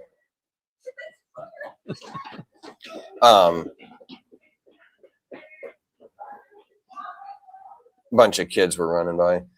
So we had, I was looking at my clutch to sit here and look and see how my female to see how she was doing, if maybe she had a clutch. And I'm sitting there thinking like, man, it's crazy. After this female drops her clutch, I might end up sitting here and sell her, where she's not going to be in my collection anymore. It's a single gene, nothing crazy, but not, it is nice. But then I was like, well, I might hold off. Like, it is possible though, I could do a second or third year with her where I put some other males with her just to add that one gene into them. But that would be pretty much it. Like, I'm going to sell her one way, or another, whether it's 1, 2, or, 3 pairings down the road. Later, Duval. Have a good night, bro. Hope all is well with you, sir.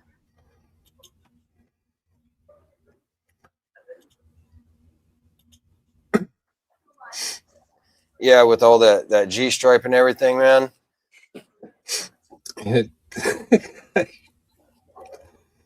Yep, that G stripe. Yeah, everybody loves the D stripe.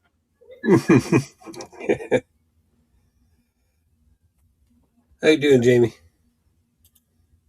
Science. What's up, Jamie? How you doing? Hope all is well. Hopefully you're feeling better. I know you were sick. Oh, I thought you were jumping off, Duval. Yeah. Oh, you said send me the link for tomorrow. Okay. Yeah, I'll send it to you. I'll send it to your email again. Unless you want it on IG, let me know.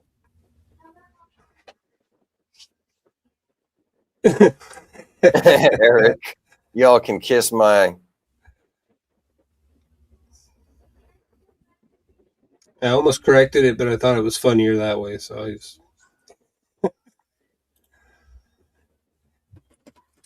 I'll be right back. Love you.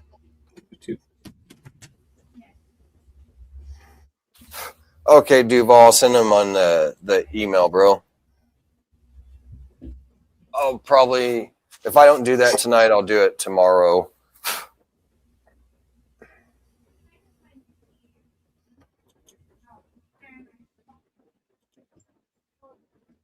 So, you guys got any more plans on more pairings this year, or you guys kind of done for the rest of the year?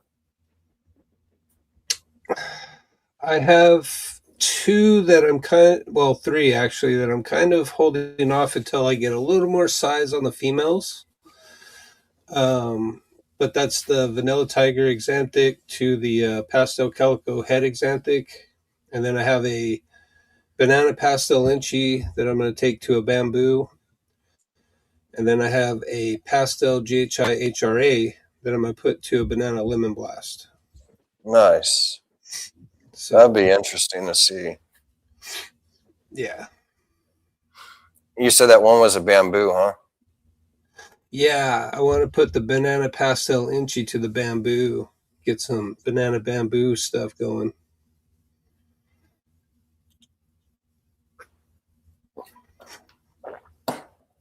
It's funny. I was Bamboo is another gene I like, and I was thinking about getting it. And in fact, there was a gene a while back, about a year ago, I was going to get, and it had Bamboo in there, and I was debating. And then I just seen something the other day again that had Bamboo in it that I was thinking about getting, and it's a pretty nice gene.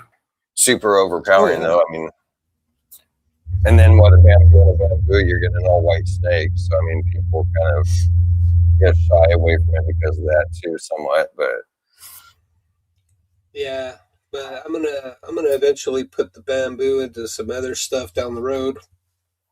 But I wanted to maybe get some other stuff into the Bamboo first. That way, it's not just the Bamboo. Right. Absolutely. Yeah, Brave, I'm ready, man. I like for this weather to get warmed up more. Like, All At least get us into Californians the in 70s 50 or degree something. cold chills. What'd you say? All you Californians in your 50 degree cold chills. Man, it's been freaking cold lately, man. Like they say it's like supposed to be 40 or something, dude, but it feels a lot colder because you're getting these chills. It's not your typical weather that we usually get. You're getting the cold chills bad, man.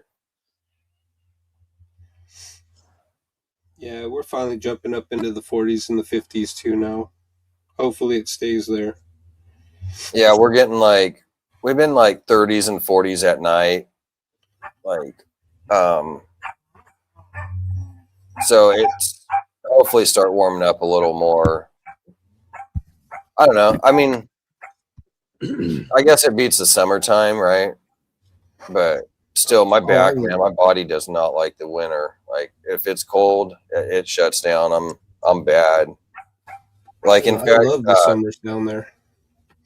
Sammy just hit me up Saturday or Friday or some shit. In fact, I think it was Jamie.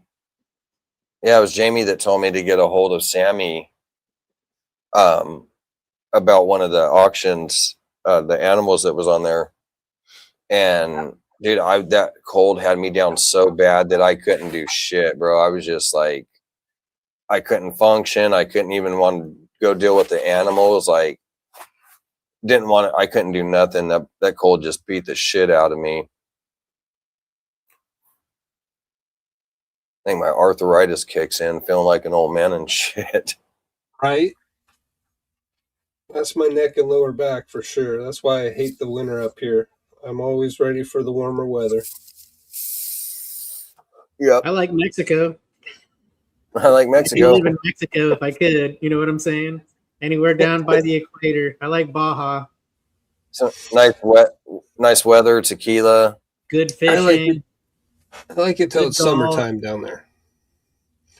Yeah, it gets hot during the summer. I remember walking home in that heat, man, from school. No, thank you. 120 plus degree weather. No, I'm good. Yep. I lived in Arizona. It's like a dry heat, you know, but when you're closer to the ocean, you get that nice breeze too. So yeah.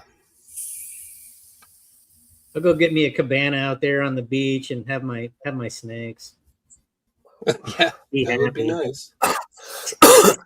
What about you, Mark? You got any more evolving pythons, you know, like Miguel. Go set up a spot down in Mexico. That'd be sweet. Right. What about you, Mark? You doing any more pairings this year? So I have a Mojave Calico Hypo girl that I got from Pipset. She'll probably get paired up this season. I've got the potential to make some super pastel, super inchy Mardi Gras pied. Nice. Combos and like everything in between, you know, with heads, and hopefully hit some nice pieds with that. We could probably do like maybe a couple other pairings. I really haven't thought too much about the balls yet. Typically,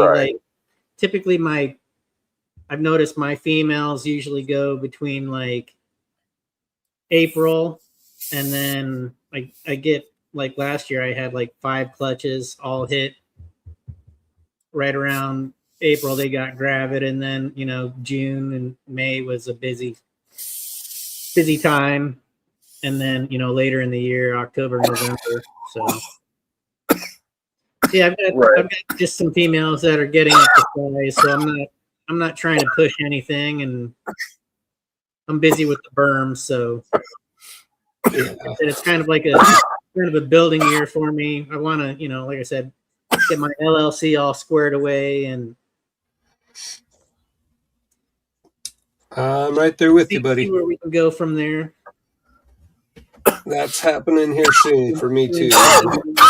You know, ASF rack builds I've got going, and setting up a large like commercial true style Yep. fridge incubator. Right. Yeah, that's dope. This fucking guy.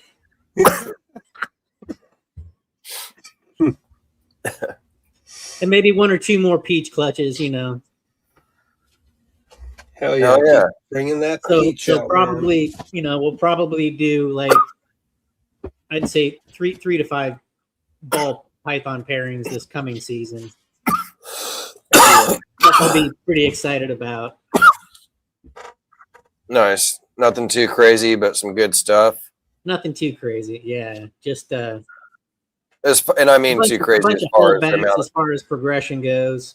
I mean not too crazy as far as like the amount of clutches, right? Like no, yeah, no. But that's the thing, like you said, like I'm not specific pairings to progress specific projects. Yeah. Like I'm doing 6. I expect 6 to 10 clutches. Nothing crazy as far as the amount, you know, just 6 to 10 clutches, but they're all like pretty nice pairings and shit, you know. So this stuff, the bangers out of there, man, would really be nice. I mean, even if I don't hit a banger, right, it doesn't have to be that all gener. As long as I could hit 2 or 3 genes in that, man, I'll be stoked. Like, you know, like that's kind of the way I go about some of my pairings, right? Is I try to find like a stacked female, just get a bunch of genes in there, and then find a male that's going to complement it. Yep. With other genes, and like you go for like 4 genes on each side, and the odds of you hitting 4 gene animals are pretty high. Yep. I don't know what's going on in the chat right now.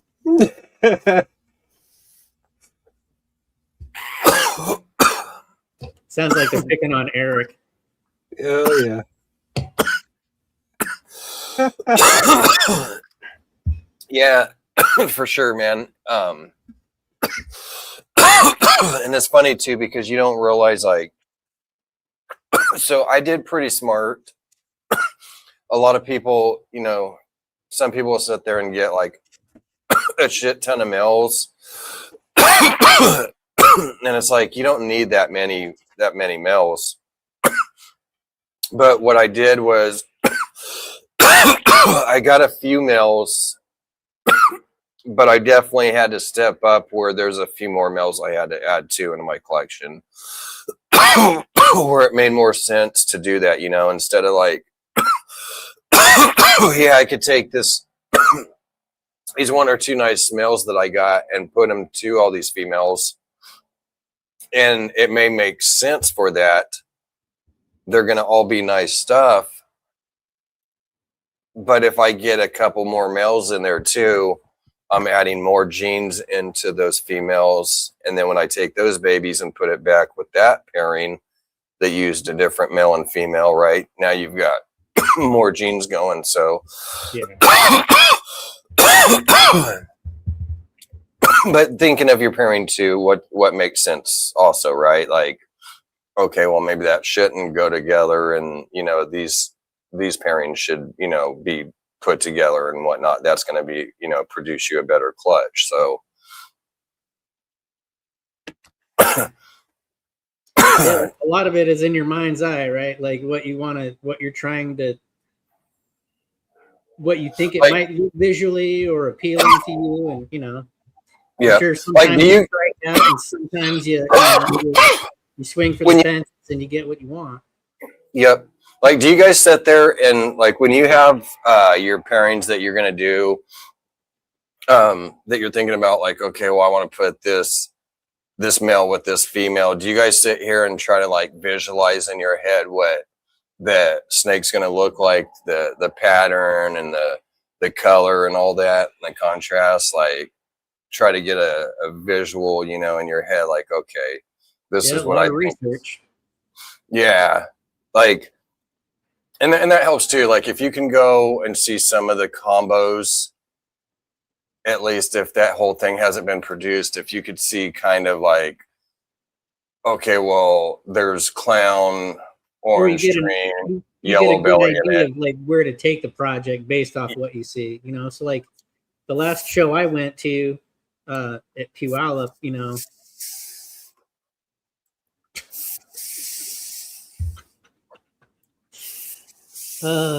yeah, no Diddy oil.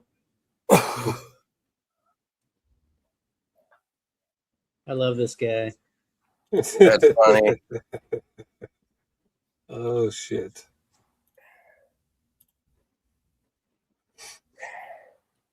Yeah, There we'll I see what happens with the berms.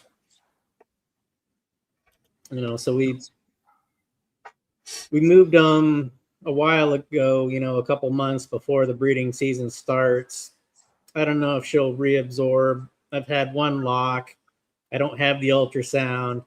She's eating good, you know, she hasn't gone off of food, and I still pair them up, but I've only seen a couple visual locks. So I'm sure everything's progressing along nicely. They've been paired up for like a week and they're cohabiting back there. But I haven't, like I said, I haven't seen a visual lock from this last pairing, but I have seen a couple. So we'll hope for the best, and you know, and hopefully we'll get a nice big clutch. Keep hitting her with the food, and those have a few different hets in them too, right? Yeah, so they're both double for Dylan and Travis's unknown line of caramel, and then albino as well. So be cool to produce some double visuals or some singles and some nice double heads. I've got Attila growing up. He's he's getting bigger. That guy's slamming extra large rats already, and might move him up to some rabbits here shortly. Oh yeah. And I picked up another het champagne, Poss green granite from Dylan.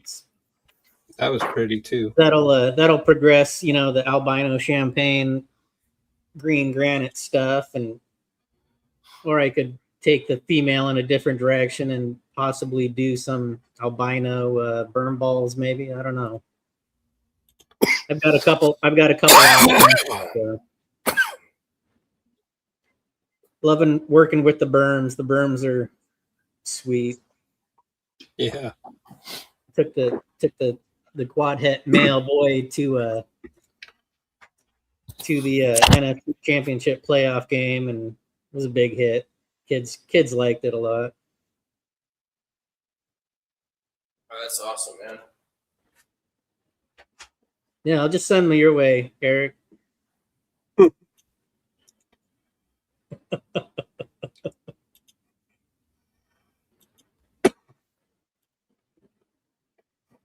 I'll almost have room for a berm.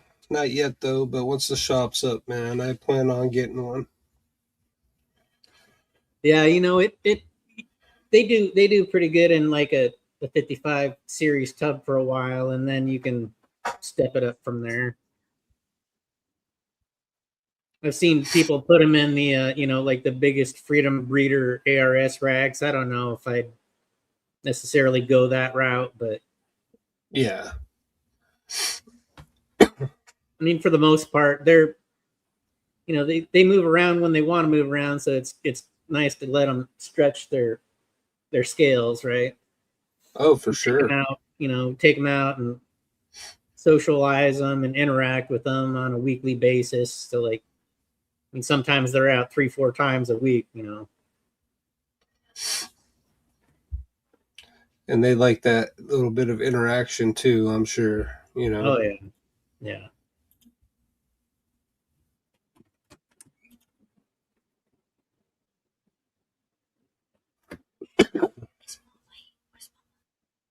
I'll go grab the male. Why not? I'll go grab the female. All right.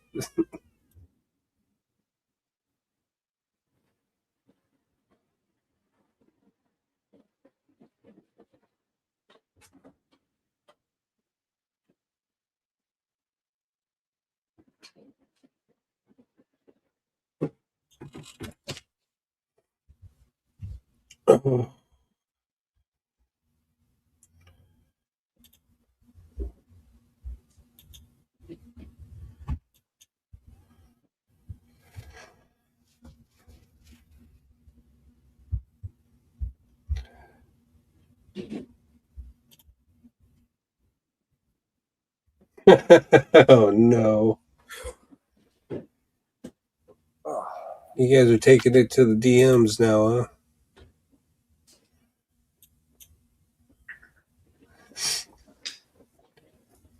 Mark's getting the berm out. Oh, nice. Had to run to the restroom real quick. Let's see here. Fix this. Yeah, I can't wait to get one of those shirts too, man. The Words Not Deeds shirts. Yeah. Yeah. That's going to be so sick, dude, those shirts. I can't wait to see what he does. The new design. So this is the new quad het male that I picked up.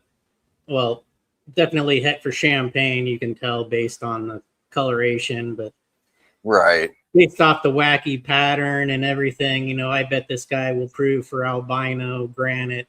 Granite for sure, too. Yeah. And definitely champagne, you know, and maybe he's got the albino, maybe he doesn't.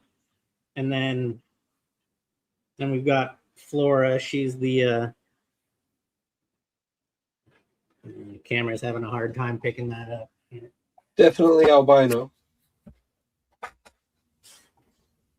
Yeah, it's still all washed out. Anyway, yeah. Both very well socialized animals as she goes into my hoodie. Sure she'll come out here eventually. She's trying to get away from that boy. Yeah, she doesn't like her boyfriend. I just love the patterning, and they hold colors so well. They do. I like that pattern on it, man. That's what I love about Burms. They even just a normal Burmese python is so beautiful, but then like granite or labyrinth. Hey, G-Paw, how you doing? They act all big and tough when you first go to, you know, get them out. Sometimes. Yeah, some of them. Males are typically a little bit more, you know, huffy and puffy and. Huh. But that they grow out of that, huh? What's that? They grow out of that though, right? That little phase. Sometimes, you know. That's why tap training is important. Yeah. No, you let them know, you know, like I mean, these guys, the male's a little bit hissier, you know, like he'll hiss a little bit and he doesn't buck, but he'll let you know, like, hey, like, am I getting fed? And then once you tap him, you know, and let him know that, nope, it's not time to eat. He's super chill. Like I've had him out for hours, like I said. And this girl's well socialized. I can pretty much pick her up out of the tub without, you know. No issues. But they're getting bigger, you know, so another 3 to 4 years, they'll be ready to go. I'm just enjoying them and having fun, you know. Yeah, exactly. Yeah. That's the thing I always did, man. When they're growing up, I just had fun with it and enjoyed it while they're growing. Never was in a rush to sit here and get them to size all huge. Like they're gonna get there fast enough. Yeah, they'll definitely go through growth spurts. Like Attila, like he was eating mediums, and then like next thing I know, he was taking extra large, colossal rats, you know, and like they'll pass them, you know. Right. And then, you know, and now he's not so testy when I open his tub because he knows he's getting a big meal. Exactly. He's definitely getting bigger. Oh yeah.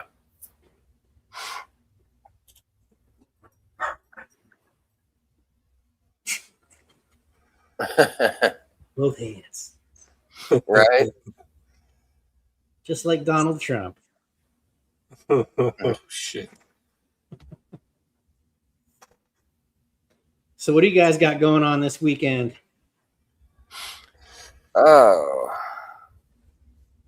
Lots of cleaning, feeding, probably more planning out, getting stuff ready for when it warms up.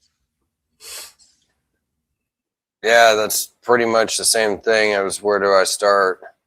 I cleaned some of the rat tubs, but I gotta clean the other half, and I gotta go feed the snakes. In fact, I need to go. This is the first time all last year, man. I didn't have to buy one fucking rat. That's good. Saved at least $1,500 or more through the year. Now, I mean, of course, I spent a little bit, obviously, buying the shavings and everything, but that's just so small compared to that. But I'm gonna have to go get some rats to feed the snakes. I got to get a male actually taken out of one of the tubs and put in with some other females to get them pregnant. And I want to add a couple more. I still got quite a few females, but there's some that I got to retire out. And so I'm thinking of even going. Well, actually, I have 7 feeders, and they're all pretty much female. And so I'm thinking about maybe just keeping them as to breed, keeping them as breeders, and then even going to the pet store and getting some females from them and adding in. So it'd be a little fresh blood, but at least have some new, some couple more females going and everything. So I'm trying to really get this year like pumped out, with having a bunch of rats, just trying to keep everything going. So yeah, keep the production up and keep them going. Absolutely. Got to keep it, man, going. And I've got, like I said, about 6 to 10 clutches that I plan on this year. So trying to keep all the females fed and happy, and even the males. And then obviously once those babies start coming and shit, it's like, well, have enough to be able to feed them every 5 days and keep them nice and fed. And so I could get them sold off. And I'm hoping to, like, I have some pretty nice stuff that I'm doing. So I should, heck yeah, GPaw 23. I want to sit there with all the nice stuff I got. I'll be keeping quite a bit, but I should be able to sit there and sell some stuff off too. So I shouldn't have a problem where it's like, oh, well, that's just a pied or something, like, oh, I need to take that to the expo. It's like, I have some pretty cool stuff that people should want or whatnot. So, oh yeah, I try to tailor like my business plan for the specific market, right? Like, yep. A lot of people say like tides and bells and other animals sell, at local pet quality animals. So I've got some stuff like that, and then I've got some higher end stuff and Good night, John. everything in between, Absolutely. And that's the thing. Like, it kind of sucks, man, because I could sit here and do a pretty cool clutch this year. If I wanted to, I could sit here and produce some like banana orange dream yellow bellies and some banana orange dream yellow belly pieds. So, and she's a big egg layer. Like I could have 10 to 12 of those. So, yeah. And half, like, cause it'll be a pied to a het pied. So 5 to 6 of those should be pieds, and with banana orange dream yellow belly in there. And then the others, obviously everything without the pied. So I can make a pretty good, little killing out there, man. I could probably make, $1,500, couple $1,000. But then this is the problem. As much as I want to do that, I got another project that I'm working on that pied is actually perfect to do what I need. The female? Yeah, so Yeah. I'm sitting there going, man, I might just go this route because it hasn't been done before. I know people are pretty close to doing it though here shortly, but I wanted to get that done. But it's pretty cool what it is, but at the same time, other stuff that I'm going to add into it. So I really want to get that project going. So it's one of those things where it's like, man, do you sacrifice making, some money, or do you work on a project? So I think I'm probably just going to have to do the project, and then the following year I'll get her just, with some banana pies and everything, so I can make some more cash the following year. But Yep. yeah, hopefully just this year, man. Trying to just make something though, like I don't expect to make no 10 grand this year, but man, if I could just make $1,000, $2,000, $3,000 this year off of snakes, that's like my goal. If I can make somewhere between that, man, I'll be pretty stoked. Especially with like 3 grand, right? You could sit there with 3 grand, and it's like if you used 1,000 to come back into your collection, really you got another rack, or you bought more snakes, whatever. If you use like $1,000 roughly, and then you took 2 grand and you put that up in your savings or something, so that you got a couple grand sitting there, would be pretty dope. It's like, so we'll see. Just probably reinvest it right back into the collection, or yeah, towards more racks, or put it towards another animal that you need, or whatever it may be. Yeah, that's what I was saying. Hopefully, if you could just use some of it. I don't think that's the way the market's going.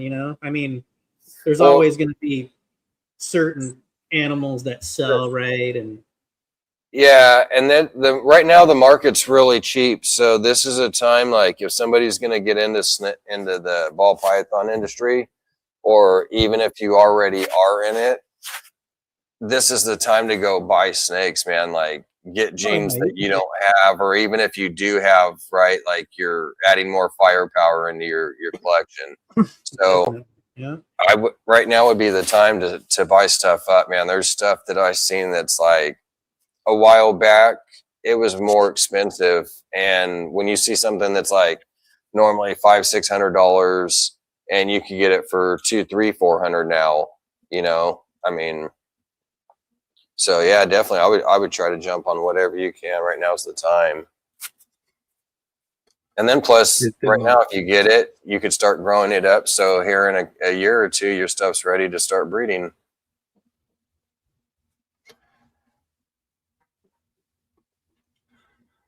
Hit those auctions.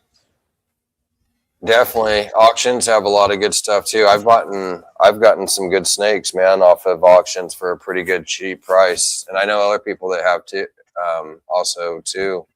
But I had a 2-gene animal I got one time for like $125 plus the shipping. I had to pay shipping too, but and it was an adult female. It's like, can't complain. You get 2 genes and then an adult female ready to breed. And I got her like 6 months ago, and I've already got her in action. In fact, going. So that's a pairing I'm super excited about. That one that I'm talking about could be a world's first. Actually, I've done a lot of research and looking, and I haven't seen nobody that's got it. So hopefully here in a couple months, man, hopefully she lays here pretty soon, and maybe in the next couple months see a world's first. Yeah. Oh yeah. Yeah, I don't know on that peach stuff, like I know of at least 7 to 8 other people that work it, that have it in their racks. But I just never really see any of the combos. So I don't know, on some of those combos, but I'm happy with the way it's progressing, and I'm going to try and get it into hypo and go from there, Have some fun with it. Peach is a really nice gene and stuff. I mean, I guess no matter what, if somebody likes something, go for it. But Peach is a really nice gene and everything. So there's a lot that it hasn't really been worked a lot. So there's a lot that's untapped. that you could sit here and do with it. So I'd take advantage of it and do what you can and everything. I mean, there's a couple of genes that I've got too, that are really untapped, man, that there's so many ways that I could go with it. Yeah. I'm actually waiting still. The snake is paid off completely. I'm just waiting for it to warm up. That way I could get it shipped out, and then I just got to pay him the shipping part. But yeah, I'm just waiting for that. And that one's actually an adult female too, ready to go. So as soon as she comes in, I'm going to sit here and rock and roll, man, and start getting something with her. And that should actually be a world's first too. I can't wait for that, because like I said, this gene hasn't really been worked at all. So I'm pretty excited to see what comes with it. Yeah, it's always nice to work what you like, right? And like, yep, what you're passionate about. And that's the interesting thing, is like just seeing what everybody comes up with and what everybody produces. I get a lot of enjoyment just out of checking out badass shit, online. Seeing what your friends are producing and stuff they're coming out with. It's good. Yeah, it is. Like you said, it's nice, man, to sit there and see what everybody's producing and stuff. Like, even with the peach, like, I would like to eventually get peach and everything once couple years, get more stuff going and all that. It's like, I'd like to have that in my collection, but it's nice to work with some HRA too, and some what was that, the jungle woman I was showing you earlier, Will? I think Eric would appreciate that. I know Eric likes the tri-stripe, and it's all it was a HRA super jungle woma, and that thing looked like a tri-stripe. Yeah. But it's like that with the peach. Like, it's pretty cool to sit here and see what you do with it and everything, all the different stuff you put in there, and see how everything comes out. So, oh yeah, I'm planning on going dark with it next, and see if I can find a good deal on like a double visual clown, or possibly I've got a few things in the works. We'll see what happens. But I talked about maybe doing some confusion with it, and some GHI and some other genes. We'll see what pans out.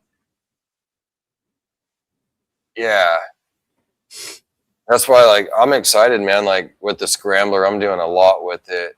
Like, it's not going to everything that I got. There's quite a few pairings that I do have other males that are going with. Yeah. I've got probably 4 or 5 other males that are going with other females, but I'm still doing quite a bit with the scrambler. So just in the quite a bit, few pairings that I've got going, man, I'm excited to see what comes out. And like, yeah, for sure. I can't wait till it does, so I can show you guys, man, and not have to keep it hidden and not talk about it. Like, seriously, I am, man. Cryptic Vance is all the time. It's hard, man, because you want to say it, you know what I mean? Like, I'm doing this and that, but then it's like, I know other people are going to sit there too and be like, oh man, you know what? That would be badass. Like, because let me do it. Exactly. Dude, you know how many times, like, there's been quite a few times that I've sat here and heard people like, oh, I want this. I want to do this or that. And somebody's taken it. In fact, there was somebody that was on here today, that somebody had taken something that they wanted to do, man. And it was messed up. It's like, dude, you know that they wanted to do that. Like, if I got into like peach or Joliffe or whatever, and like Will's like, I'm not going to sit here, and Will's like, oh, well, I want to do this with the Joliffe tiger. Like, I'm not going to sit here and go doing what he wants. Yeah. Or like, if you got peach doing that, like, that's messed up. Oh yeah. I mean, like, I can see it being a good idea, but let the person, at least if you want to do, and you're like, oh shit, that's a good idea, let them do it first, and then go, hey, that's pretty cool, man. Like, then you could go that path, but let them have the jump on it and shit at least. And then, but take it your own path with it too, right? Like put other stuff. Don't sit here and just follow them through everything. You know, take your own path and be like, oh, well, let me put this in it and let me put that. You know, not just copy everything that that person's doing. It's nice to kind of just separate, right? You know.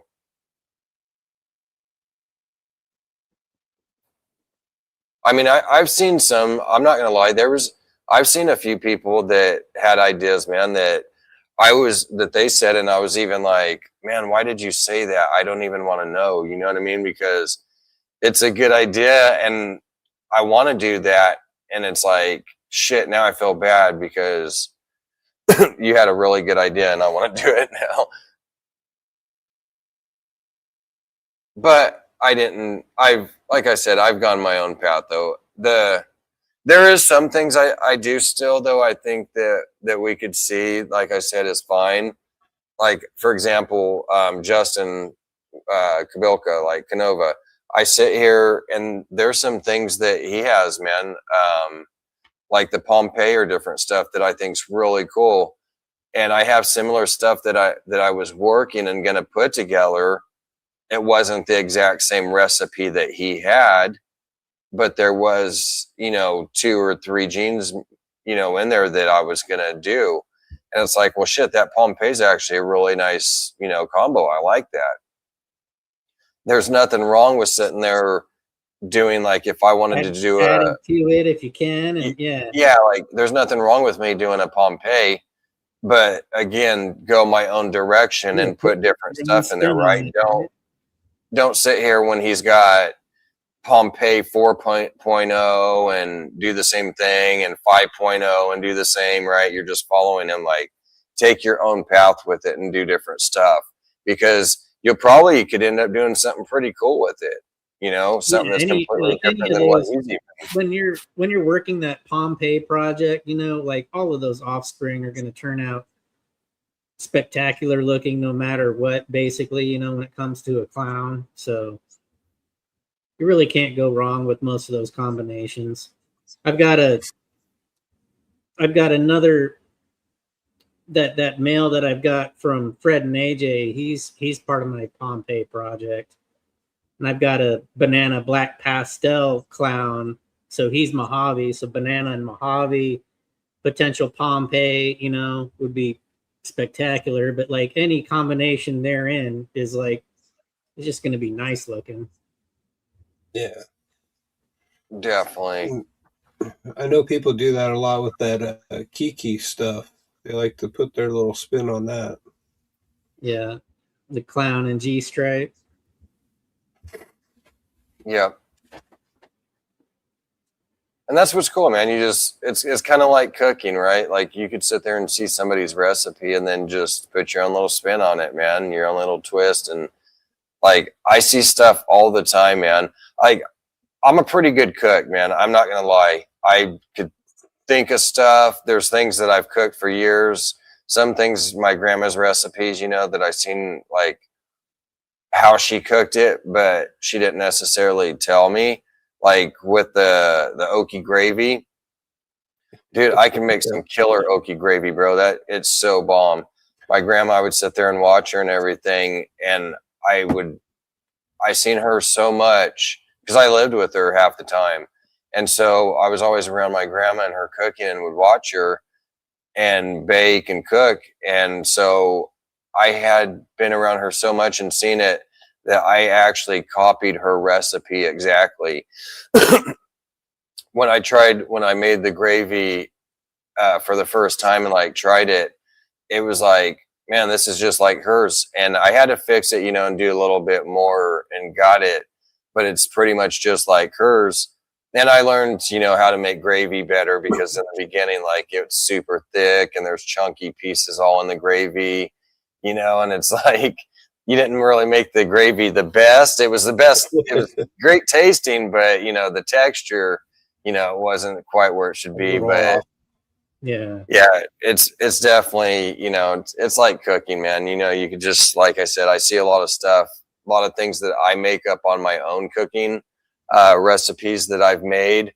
But there's a lot of times too that I've seen recipes that people have and I'll sit there and copy it or write it down, whatever, and then go make it, and then just kind of put your own little twist to it, you know?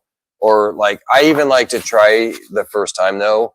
It's kind of nice to sit there and try it the way that they made it, how their recipe is, and try it out and see how it tastes. And then after that, you know, you can do something different if you want. In fact, you know what? I want to make us some shredded beef and tacos. Talking about food, now I'm hungry. That sounds bomb, man. I've been wanting to do that for a long time too.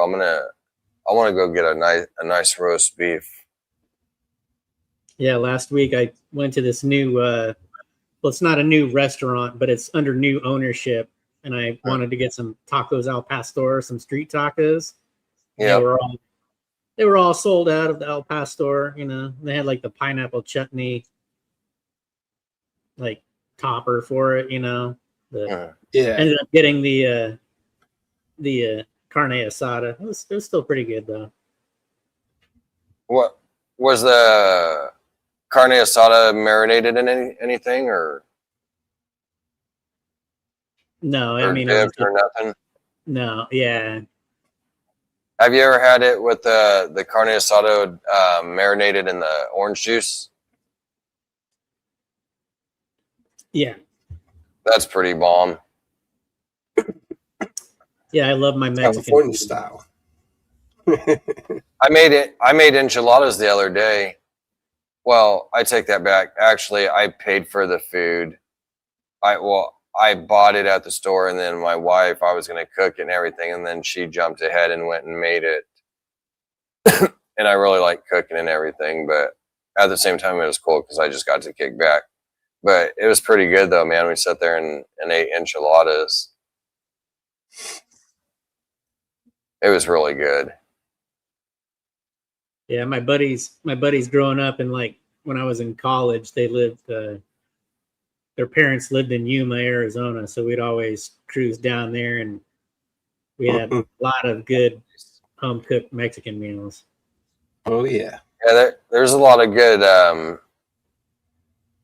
I guess a lot of good places, restaurants, all in general, burger joints or whatever, but like good Mexican restaurants and stuff in Arizona.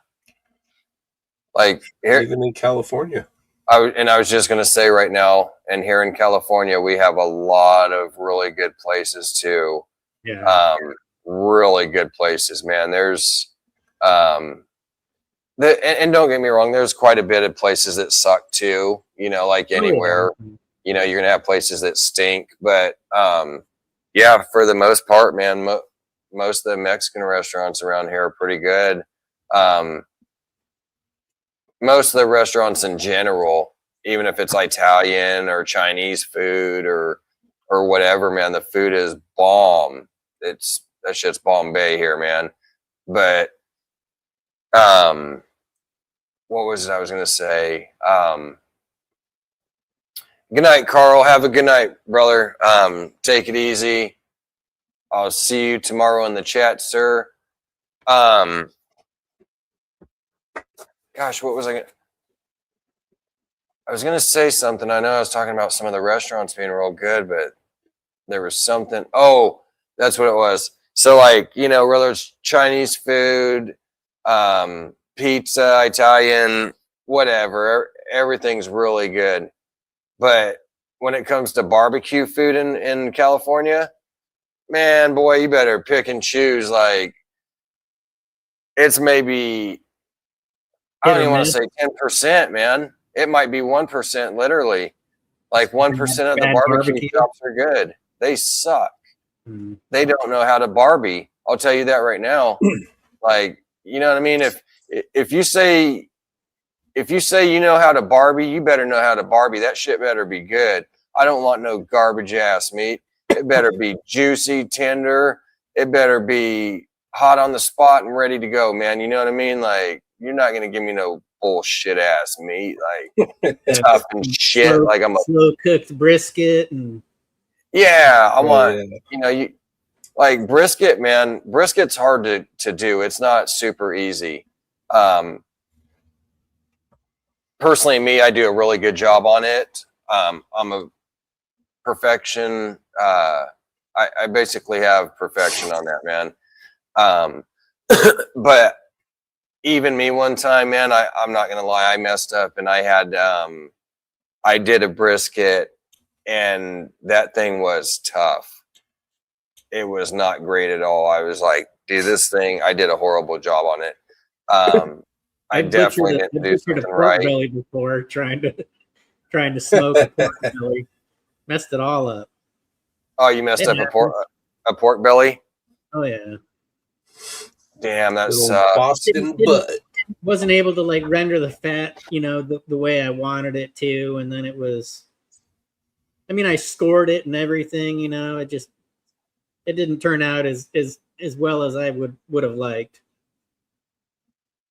Man, that sucks. That's kind of like me screwing up on that brisket. It's like, man, all that money and stuff that you put out on it, I mean, the pork butt's not as bad, but still there's so much weight to it that adds up. And it's like, and anything that you're doing, right? I don't care if it's cupcakes. Like, I ain't trying to screw up cookies or cupcakes, but it's like, I don't know. I haven't really messed up the pork butt yet. The pulled pork I've always done pretty good, and I mean everything for the most part. But the pulled pork I haven't luckily messed up yet. But like I said, the brisket, I screwed that one up. That one was super tough. Like it was not tender at all. It was horrible. And man, I felt like this big, like, damn, I did a shitty job on this. But yeah, we screw up sometimes, it happens. I like my ribs and, What'd you say, Mark? Oh, I said I like my ribs, do a lot of ribs. Beer can chicken, do a lot of smoked beer can chicken. Beer can chicken's bomb, and I'm actually glad that you mentioned the ribs, because I was thinking that the other day I was gonna do a New York steak, but then I started to think, and I go, you know what? Actually, I want baby back ribs. That sounds kind of better at that time, and that sounds actually really good. Even like right now, man, some baby back ribs, like those suckers are so bomb. And especially like if you smoke them, even really doing them barbecue, I guess, right? But when you smoke them, if you do them perfect and you get that bite out of them, and it's just that perfect little bite, just you could see your teeth where you just right out of it and pulled it, like not falling apart. Not falling apart. All the fat gets rendered out of it, and it's like melted butter in your mouth. Yeah, and all that fat, like it's sit there and melted, just rendered away into the meat, just the juices, giving it a nice good flavor and everything. Like that fat comes in handy, man, for meats, like especially like New York steak. I like a good marbleized steak, have that nice marbleized fat in there, and when you barbecue it or cook it up on the stove, whatever, it just gives it that nice little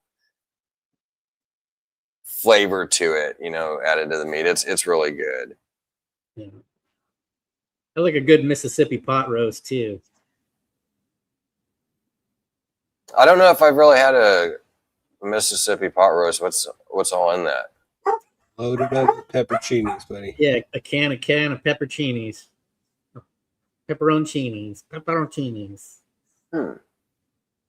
I usually, you could put carrots in it. I usually just do the potatoes. I try not to go too heavy on all the vegetables, like the girlfriend likes it with carrots and celery, but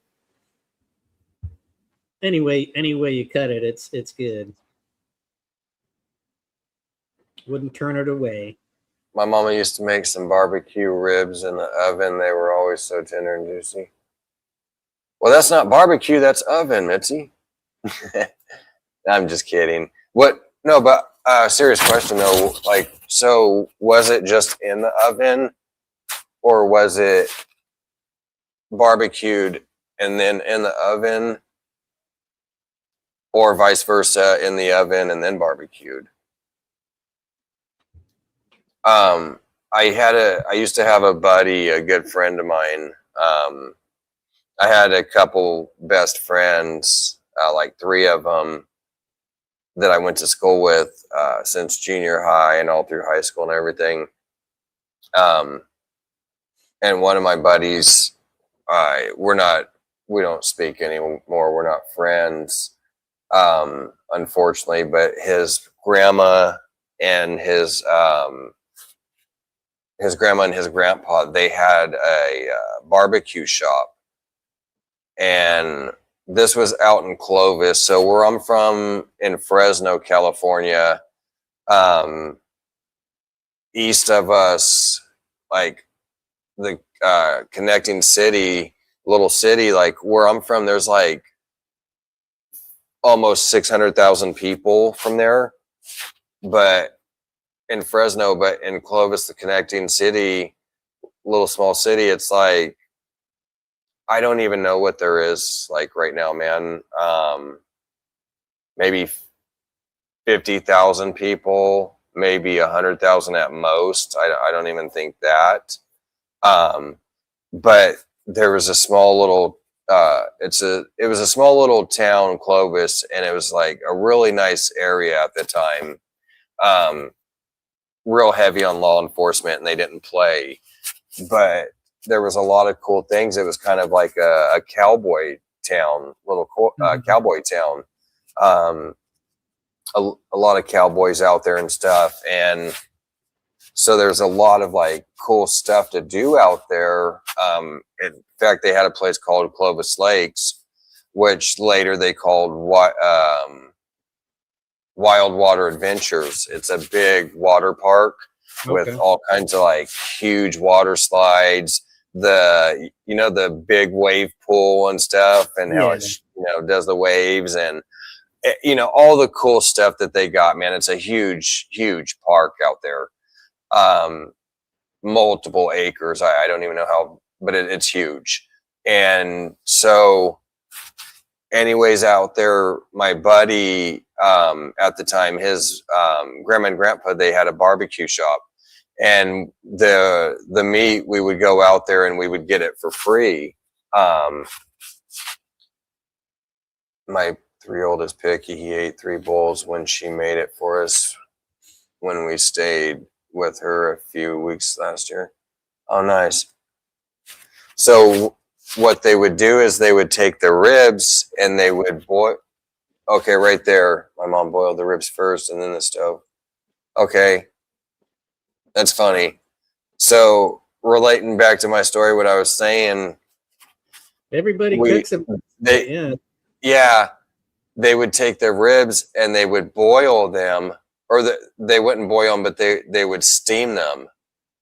And then after they steamed them, then they would go barbecue them. And they were really good, tender, juicy, had the perfect, probably, what is it? Sweet or sugar, sweet sugar Rays or something, or whatever that barbecue. Yeah, Sweet Baby Rays. That it might have been their barbecue sauce. I don't know, but it was something like that. Where it's good, and it's going to make anything good, but especially the better the meat. And it's like that meat was just so tender and juicy, man. It was like you could just bite it in there and just falls apart. It's like, man, it was so good. Yeah. I make really good ribs myself. I do a lot of barbecuing and smoking. That's got me that we're talking about it. I really shouldn't be, but I'm kind of broke, but I'm kind of going to want to go buy some ribs, man. They're like $15 to $20 for a rack of baby backs, and just go out there with the barbecue charcoal I got and throw them on, man. Like, that sounds really good. Yeah. I love barbecuing and smoking. In fact, I was going to do it for Super Bowl. I was going to smoke a brisket. But since my Rams aren't going, and it's going to be a crappy game again because Seattle is going to probably smoke the Patriots. I really shouldn't be spending the money. Like, I'll just sit here and do something else. But that would be something I wouldn't mind doing, is maybe barbecuing or even smoking some ribs for the Super Bowl. Because again, it's not too bad. Where I'm at in California, where we're super expensive. Again, I'm only going to be spending like $15 to $20 on a rack of ribs. I mean, that's not bad at all. So, I mean, and I've got the wood chips and I got the charcoal, so I could really just smoke them. But even if I just barbecue it, barbecuing's really good too. Or even if you do it in just the oven, there's times, again, I consider myself a chef and an expert in barbecuing and smoking, but there's times, man, I'll throw a New York steak on the oven, or not on the oven, on the stove. But yeah, I don't know, what's your guys' favorite meats, like to barbecue and stuff, or smoke? Dude, probably just the pork butt for the pulled pork. Pulled pork's really bomb. That's one of my favorites. I love, again, baby back ribs, tri-tip, brisket. Those are some of my favorites. But pulled pork is up there. It's hard to pick a favorite. It really is, because pulled pork is really bomb. Just with salt, just seasoning, you could just put salt on pulled pork, and it is freaking killer. It is to die for, man. But you put barbecue sauce on it, oh, dude, you're on a whole nother level. Like, what? This is crazy. Where am I? Like, fuck cloud 9. I'm on cloud 10, bitches. This is some good ass meat. Like, it's killer, man. Tri-tip too. That's another one. Tri-tip is bomb. And it's crazy because all you Midwest people out there, you people from Texas and all that, and Oklahoma and Missouri, you all sit here and have brisket, but you don't even know what a tri-tip is. What is wrong with you? But then we're kind of weird over here too. Not really me, or not him, or not necessarily him, but a lot of the West Coast people, California, Washington, Oregon, they're wacko too, because they don't know what brisket is. So, but I don't know why you people over there do not know what a tri-tip is, and why some of us over here do not know what a brisket is. But you're all missing out, because tri-tip and brisket are kind of similar in a way, but not. Like, they both come from the cow, good meat, but they are both bomb. You cannot go wrong either way with it. No. In fact, the brisket is a little bit cheaper than the tri-tip.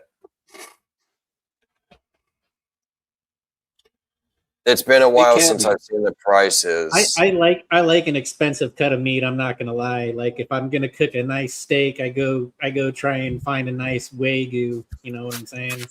Something that's got good marbleization in it, and then I just lightly season it with some, like, I like the McCormick's, and I got a couple other seasonings that I do, or sometimes I'll just put some salt on it. And I've smoked them before and then, like, reverse sear them. That's typically what I do, so I'll smoke them to get them to about where I like them, a nice medium rare, and then flash sear it, let it sit for like 10 minutes. And the whole time I'm just out there having like a nice pasta salad and kicking back some beers. Yeah, buddy. See, that I don't really drink anymore, man. It's been over 2 years since I last had a drink. And before that was like a year and a half. And then before that was like a year. So it's been really like over 4 years since I was a party boy, just And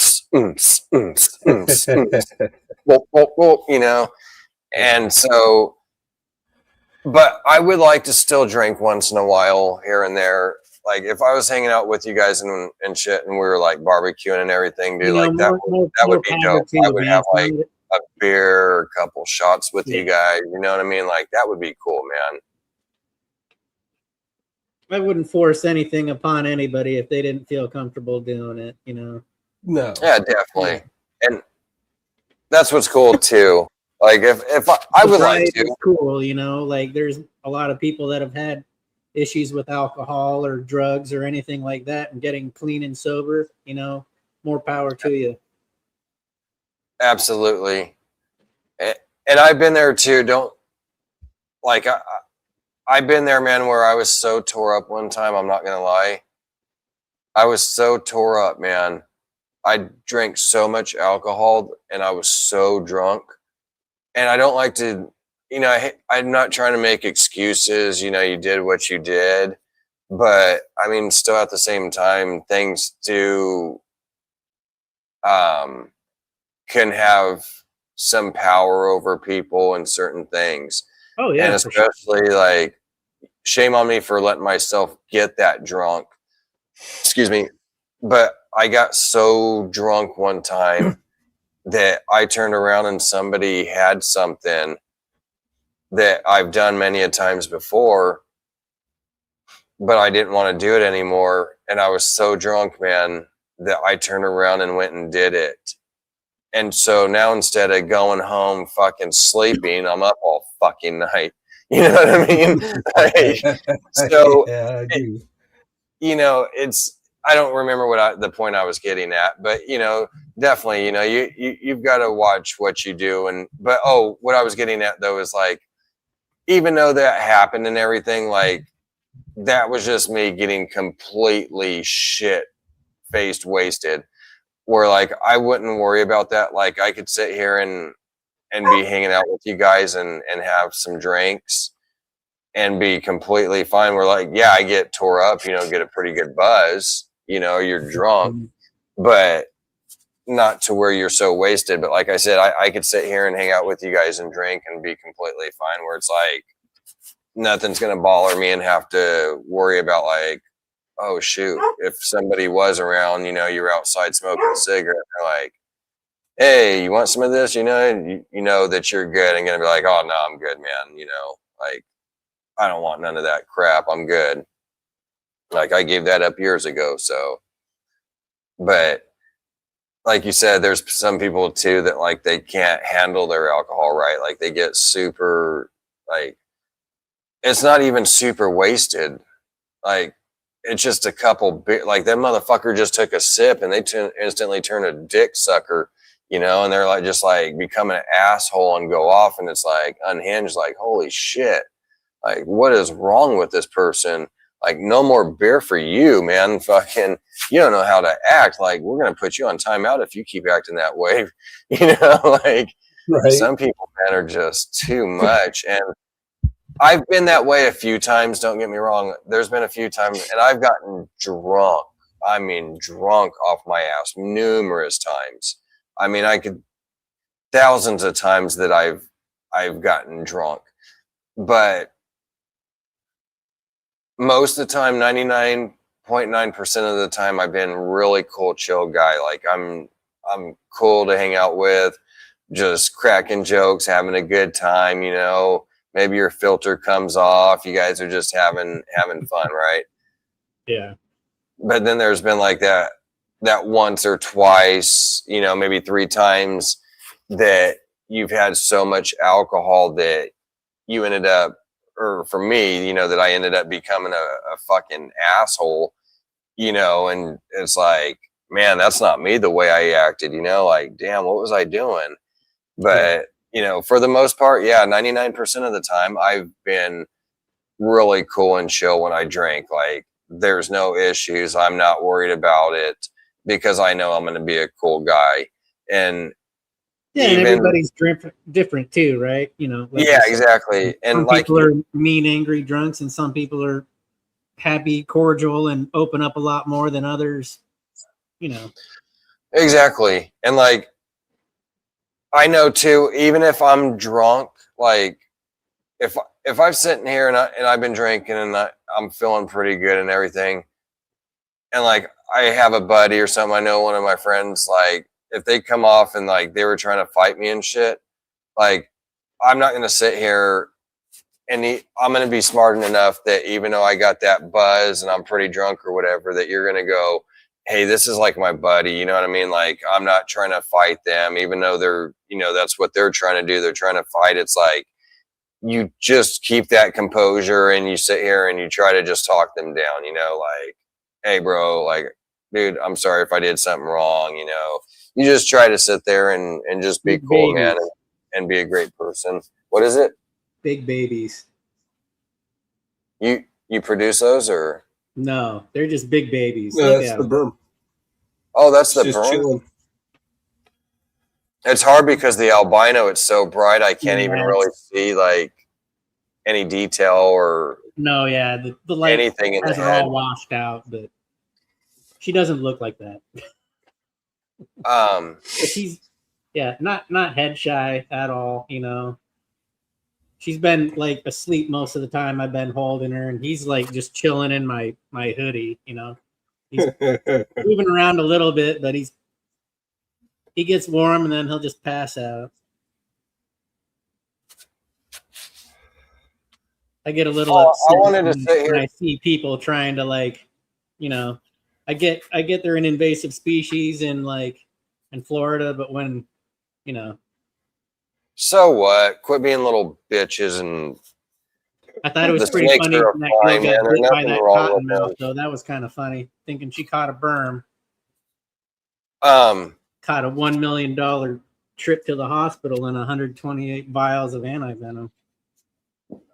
Mitzi, where did you get the sandwich, the pulled pork sandwich from? Did you make it or buy it, order it somewhere or something, or a family member make it? Man, there's something I was gonna say. I'll think of it here in a minute. Yeah, that sucks. It bugs me. I can't remember what it was too. Like if it was about food or the snakes. A question. Oh, I think it was a question. I think I had a question for everybody.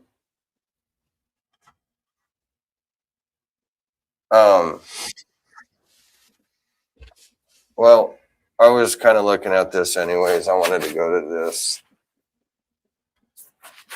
I didn't even realize until I was watching something on YouTube and was reading the comments last week that my clean date was the week before on the 13th, 9 years from drugs and alcohol.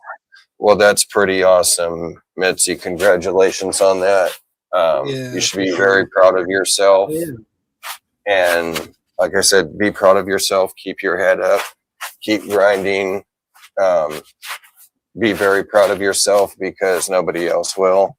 I mean, there is some people like I am and Will and Mark, but and probably a lot of people in the in the chats, but a lot of people don't come out and say that. I've done pretty good myself, and I've been clean. The alcohol for like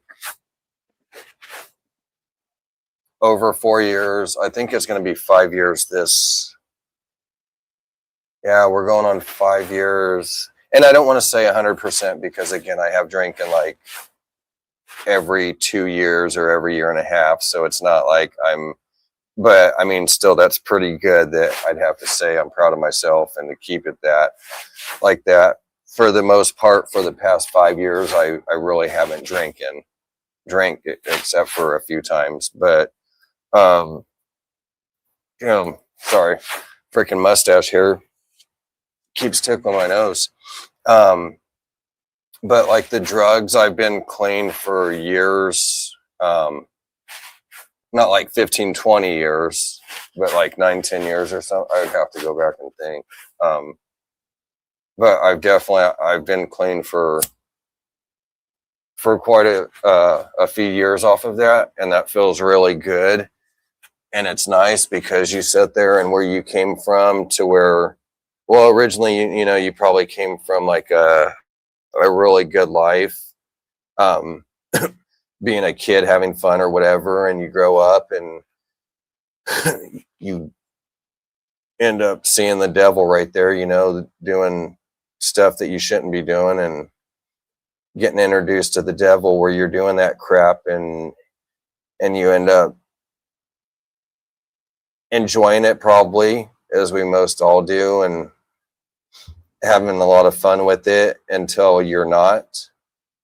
And then you realize how shitty and horrible it is, and it just brings you down and harms you and anyone that's around you, and affects people that, even if they're not around you, your sisters, your brothers, your nieces, your nephews, your aunts, uncles, dad, mom, grandmas, grandpas, they're all worried about you, and seeing you go through that isn't just affecting your life, it's also affecting them because they're worried about you and stressed. And in the long run, it is you that has to deal with it, with any consequences, for the most part. And hopefully it's not you dying or anything, because now they have to deal with you not being here, and that's a horrible thing. That's really the worst. But you have to deal with a lot of the consequences that comes with it, whether that's not having a job anymore, losing your job, losing your house, being homeless, things like that. So it's definitely where you come from, or, you know, where you came from a long time ago doing that, and to sit there and actually better yourself. And now you're back to working, and not saying that you didn't ever have a job in between that, but you know, you're working, doing good, and have a home. And so you got a job, a roof over your head, you got food on the table, you're alive, you're breathing, you have friends and family around you enjoying it. That's awesome. That's all. Can't ask for any more than that. Amen. I'd much rather be addicted to all of that stuff that's back there behind me, you know.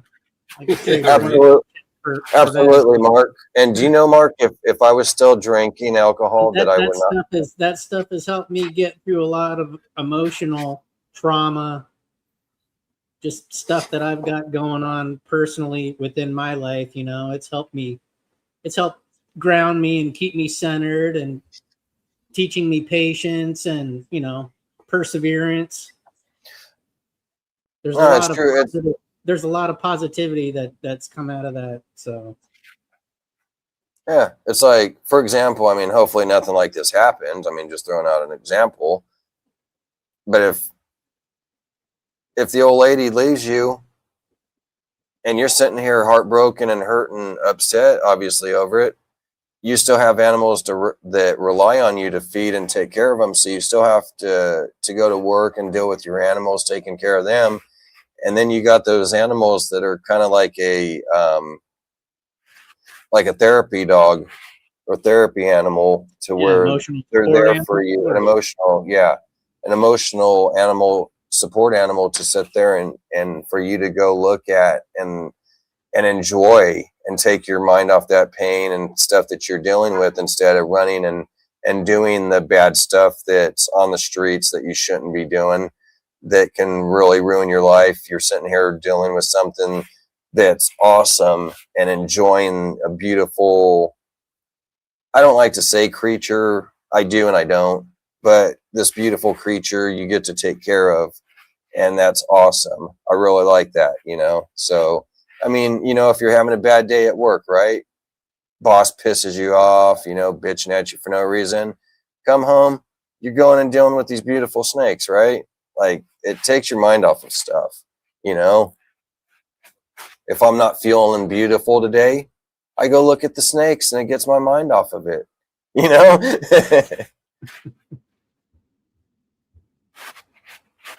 No, you're absolutely right, though, Mark.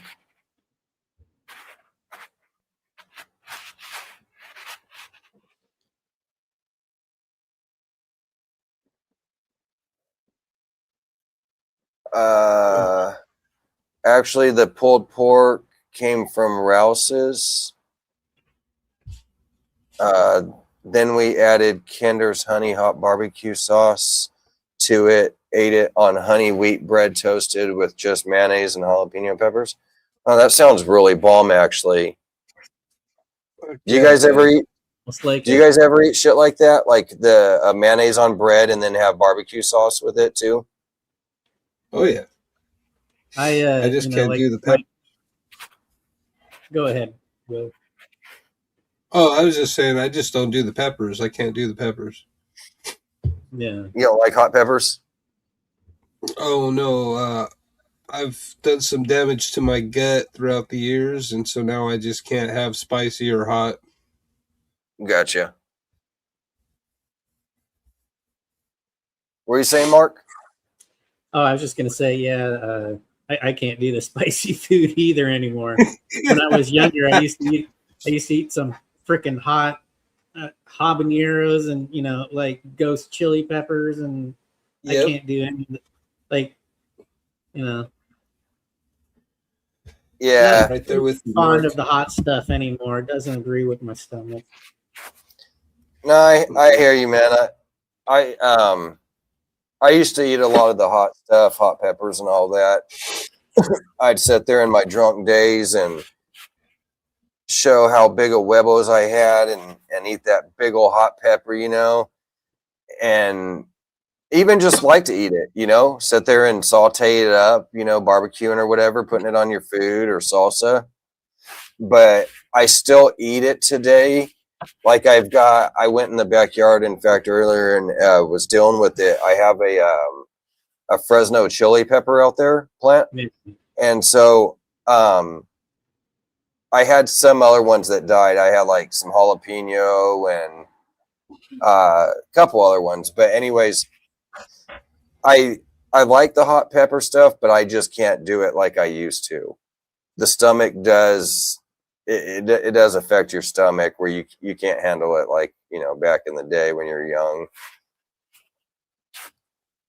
But I like to still take like whether I take all the seeds out of the pepper or I just leave a couple and like make some salsa or whatever, you know what I mean? Like you could still use it and get the pepper, but just not use as, many seeds or again, none at all. Of course, it's not going to be 100% because those seeds were sitting there, just marinating in that damn, pepper as it was growing, but still it's not as strong and as bad. My meds kicking my ass. Thanks. Yeah, it's been a long day. Oh yeah.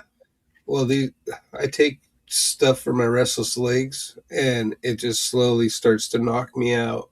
I already feel it. What do you take for it, Will?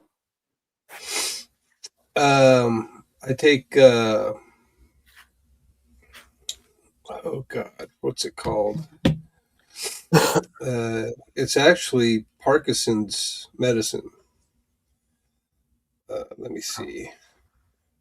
I don't know why I can't think of the name of it right now, but I take it every night before I go to bed, and it because my wife has the same thing with her legs. Let me see. It kind of makes sense though. The same thing as like Parkinson's, like. Oh, Repenerol. Repenerol? Yeah. I have to take at least 2.5 milligrams for it to even do anything. But does it make him sleep? Does it make you sleep? Oh, dude, yeah. It gets you real drowsy real fast. Yeah. So I'm looking for something to knock me out, but also yeah, my sleep patterns all kind of whacked out. Sometimes like I'll end up falling asleep as soon as I after I eat, get home from work, and if I go sit down or if I don't do something, like I'll wake up at 1, 2, 3 o'clock in the morning. Then I'm like, I've got to get up and go to work in 2 hours. Yeah. Right. Restless arm syndrome, like in arms. Do you have restless arm syndrome? It's just severe legs. Just severe legs? My arms aren't. Yeah, no, it's just my legs. They'll just start tapping and kind of moving uncontrollably, kind of stuff. They'll jump. I'll be laying there and they'll just jump up. Yeah. Man, I hope I never get that. It's painful. Imagine the third leg just starts jumping around, just roar. Oh yeah, dude. But it's a physical pain, but it's also a mental pain. Yeah. And it's hard to explain, but it does. It hurts. That's what my wife was just saying right now. She was asking me like if you got that, and she was saying it hurts too. Like Mentally and physically. Yeah, it's almost like having cramps all the time, right? Or like a muscular twitch and pain associated with it. I've had it keep me up for over 24 hours, and damn. I've actually had to like walk laps in my house just so I didn't fall asleep standing up. And if I did, I knew I would just get woke back up. And yeah, it messes with you pretty good. Yeah. Pretty good. I have to walk the house at night. Damn, man. Does the medication seem to be helping like alleviate it, but it just makes you tired? Yeah. It usually will take it about an hour and a half to 2 hours sometimes to kick in finally, but I'll be right back. if I take it early enough on in the day, by the time I'm ready for bed, it usually works pretty good. But sometimes I end up taking it a little bit later, and then it just pushes me down even further. And yeah, but yeah, it helps. It really does, because if I didn't have it, I wouldn't be sleeping for nothing. Yeah.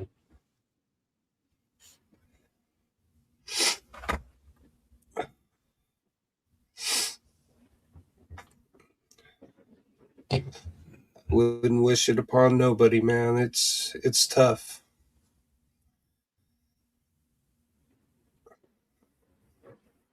Yeah, I had shoulder surgery probably like 6 years ago now on my left shoulder.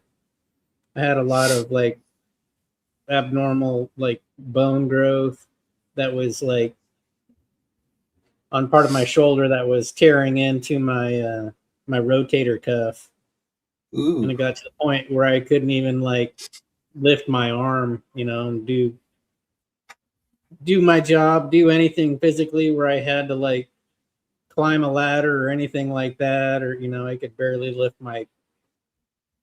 If I rotated my arm a certain way, I could barely lift it like 2 inches, 3 inches off my hip, you know. Right. Now my other shoulder's starting to act up. Oh shit. That sucks. But the doctor said it was pretty common. It's like, yeah, he's like the way your bone is doing, I wouldn't be surprised if it is. Yeah. But it's not nearly as bad. Like I still have a lot of range of motion, but it's like, you know, you wake up and you're dealing with that, or I feel you on the restless leg syndrome. Yeah. Yeah.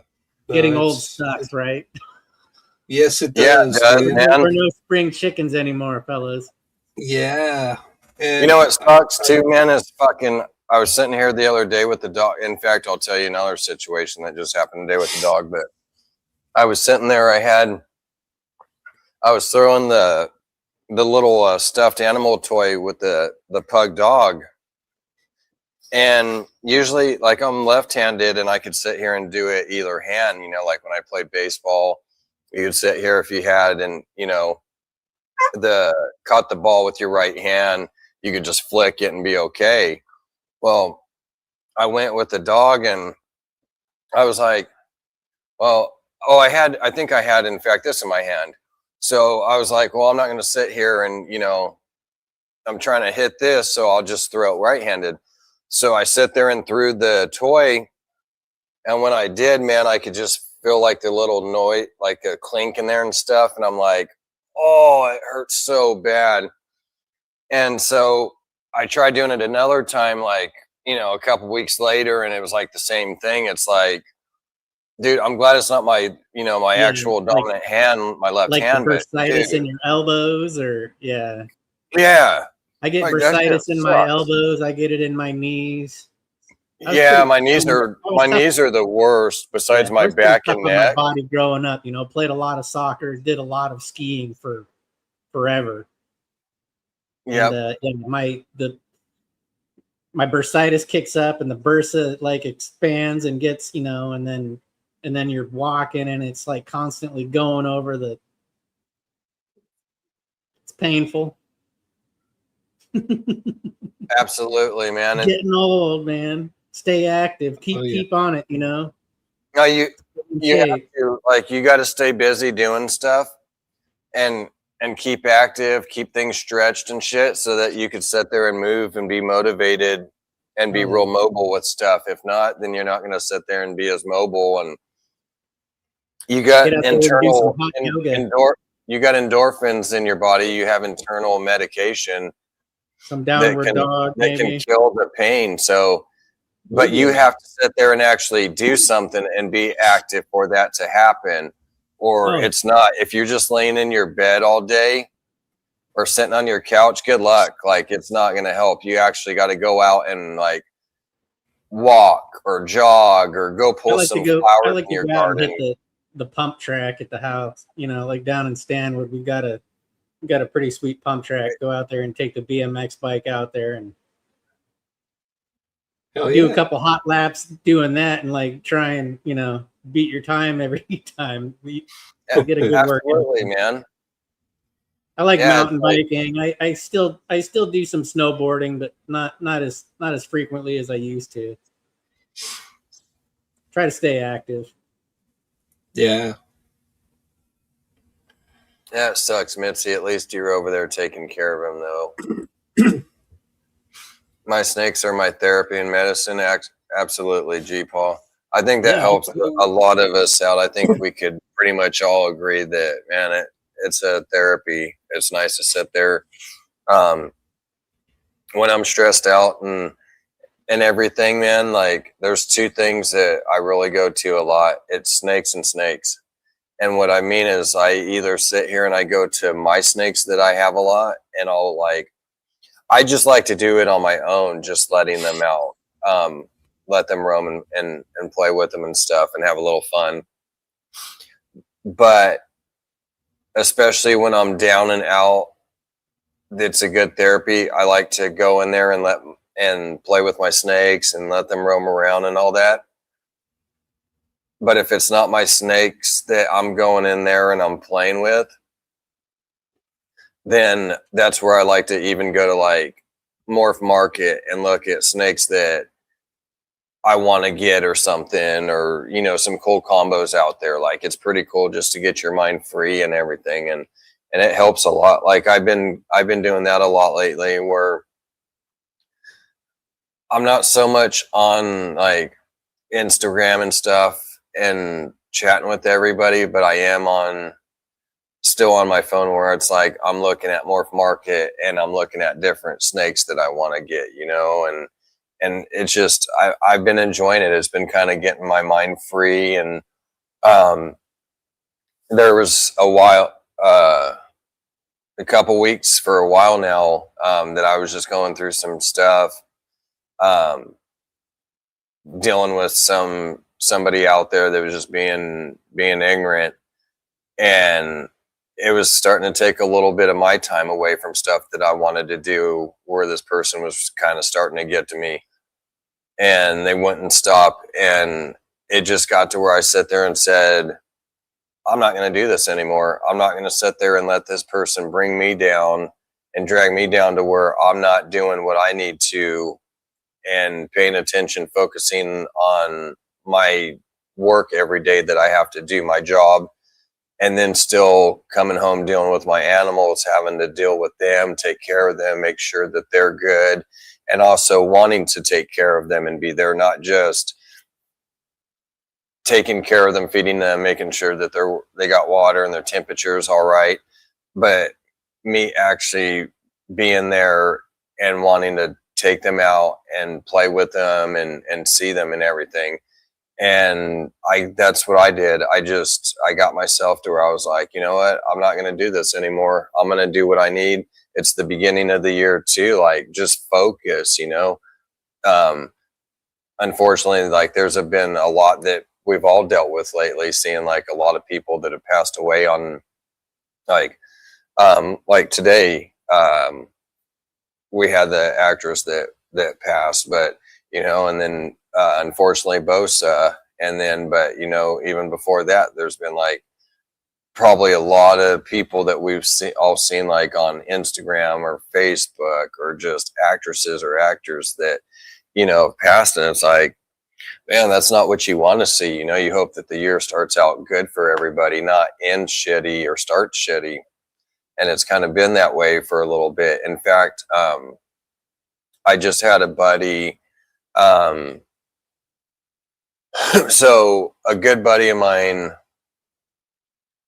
his wife, or he had a daughter. He's got like 3 boys, but he had a little girl about 10, 12 years ago. I think it's been about 12, 13 years now. And he hit me up the other day, and his daughter died, and she had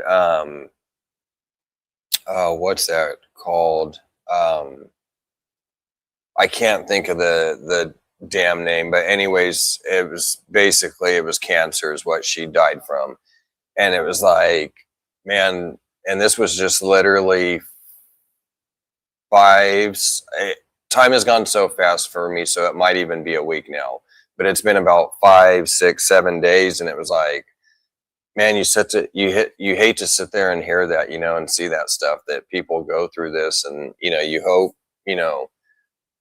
the best for them. You wish that you could change things and bring back their loved ones, and unfortunately we can't. So you just hope and pray for the best for them, that things can look up, and them not be in that funk that they're going to be in for quite some time, unfortunately. And understandable, how they are, when you lose someone so close. And that's why we got to try to make the best of it too, with our loved ones and each other, and have the best time that we can, and then enjoy each other and not argue, and things like that. I don't know where this turned in. Live for the day and make the best of the time you have, right? Exactly, Mark. Exactly. It's like that saying, would you, hey, if I had $10 million and I gave it to you, but you'd only live one day, are you going to take the 10 million, or are you going to say no? Most people are not going to take the 10 million because I value my life more than that. But then, what was the question? You said $10 million. Yeah, if you could have $10 million today, but you only had one day left. Yeah, you would definitely. Most people would sit there and live it out. I'll take 5 and go for 2. No. The moral of the story is just appreciate the time that you have, and be thankful for the time that you have. Exactly. And try to make the best of the time that you have. Absolutely. It's you got, like you said, you got to make the best of it, man. I try to sit here and every day just think of, make this the best possible. Go out there and enjoy every second, every minute of it with your friends, even if we're not hanging out.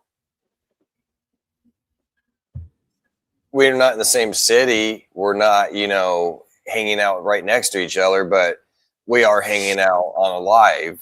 We get to sit here and bullshit and talk and see and hear. So it's like, to be able to sit here, and I just think of all the fun that I get to have with like you guys, my friends and stuff, just hanging out, and my family, and I'm still breathing, and the cool snakes that we're going to be producing, and all that cool stuff, man. what tomorrow is going to bring, and what, hell, where are we going to be in a month from now or 3 months? What are we going to have, and where are you going to be at? Are you going to, where are we going to be in 3 to 5 years? Where do you see yourself going? Setting those small goals and then crushing them, and setting, just keep raising it every time. Exactly. For sure. Maintaining that positive mindset, and you put good thoughts out there, and whatever you set your mind to, you're definitely going to accomplish. Might take you some time, but you'll get it done. Yeah.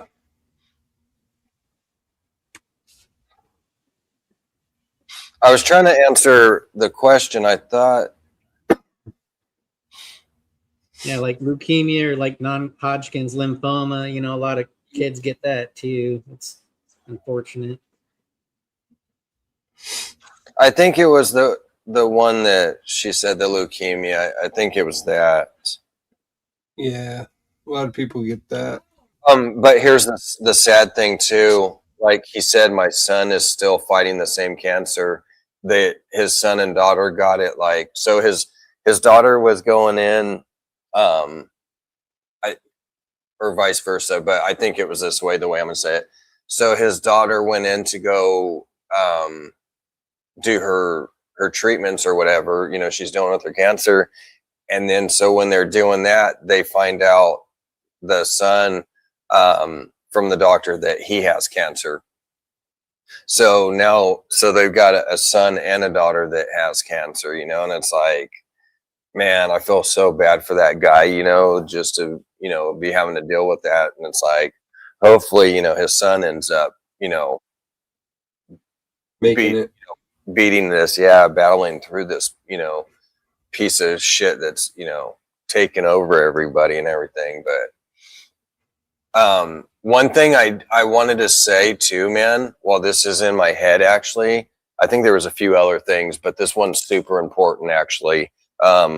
So I, a couple days, this happened about a day or two, unfortunately, after Bosa lost his wife. But I was sitting here, I can't remember the where I had seen it at, if it was on IG or on something else. But there was a guy talking, and he's like a German doctor or German scientist, or a German doctor scientist, but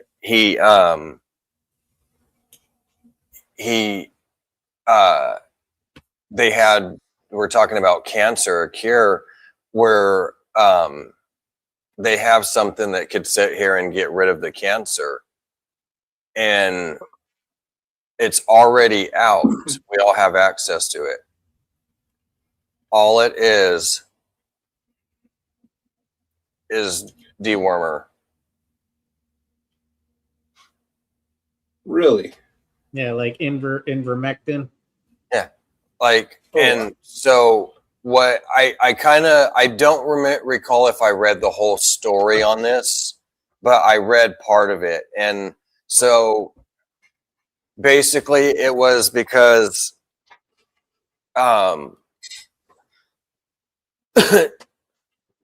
the worms, I'm trying to think of the other word. There's another Parasites. Parasites, thank you. Yeah. Parasites. Cancer is like a parasite. So that's where that dewormer comes in, and it's effective in that because, like you said, it's like a parasite, so it's getting rid of that parasite. So that was pretty fucking cool, and I was like, dude, I wished fucking I didn't hear this a day or two after this fact. Like, I wished it was something that, a month sooner or a year or something, that you could have sat here and known this to say, hey, why not? You know what I mean? Like, you're already in a situation that you don't want to be. Why not? You'll do whatever. Medicine or new studies that come, right? Like, I've heard a lot of people had like success with like the blue methylene too, like the inhaling the blue methylene, and and some treatments for cancer as well. So, I mean, they have, you know, like people go in for treatments using certain frequencies and have had success with that as well too. So like, I think there's a lot of alternative stuff that people aren't aware of, or, you know, or maybe not willing to try, and they're just relying on Western medicine. And I don't think Western medicine is always the best solution. Right. Well, what's crazy about it all is a lot of people I've heard say if they ever say they want to do a biopsy, you tell them no, because all they're doing is just cutting it open and just spreading it through your body. Yeah. Yeah, if you're gonna cut, you better the encapsulated that son of a bitch and pull it all out. That encapsulation is what's keeping that tumor at bay, right? So when you go to do a biopsy and you cut into it, next thing it's in your bloodstream, then it goes to your lymph nodes, and from there it can go to every single organ, you know? So yeah, I mean, I put it this way, like, if I was in a situation where I had that bull crap and I've tried and they're doing what they can, and it's gotten to where it's like, hey, you know, it's not looking the greatest for you, I would sit there and try it. Like, I'll try some dewormer. I mean, what's the worst that can happen? Like, I'm already in, you know, this situation. You have parasites in your gut. Yeah.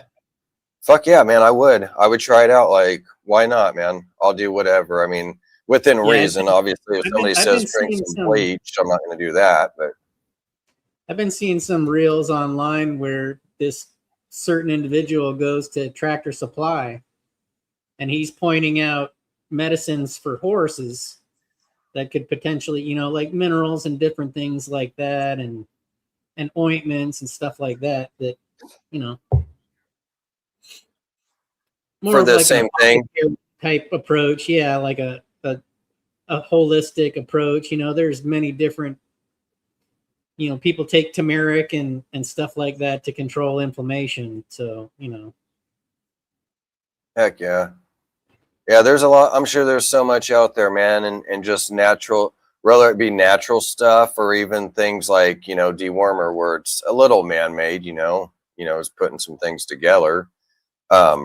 Using you know, stuff that's plants or herbs that's already or whatnot, and mixing stuff. But it's like there's stuff out there that can help and get rid of it, even if it was something that wasn't natural. Like, there's stuff that can get rid of it, you know, like they have a cure for it.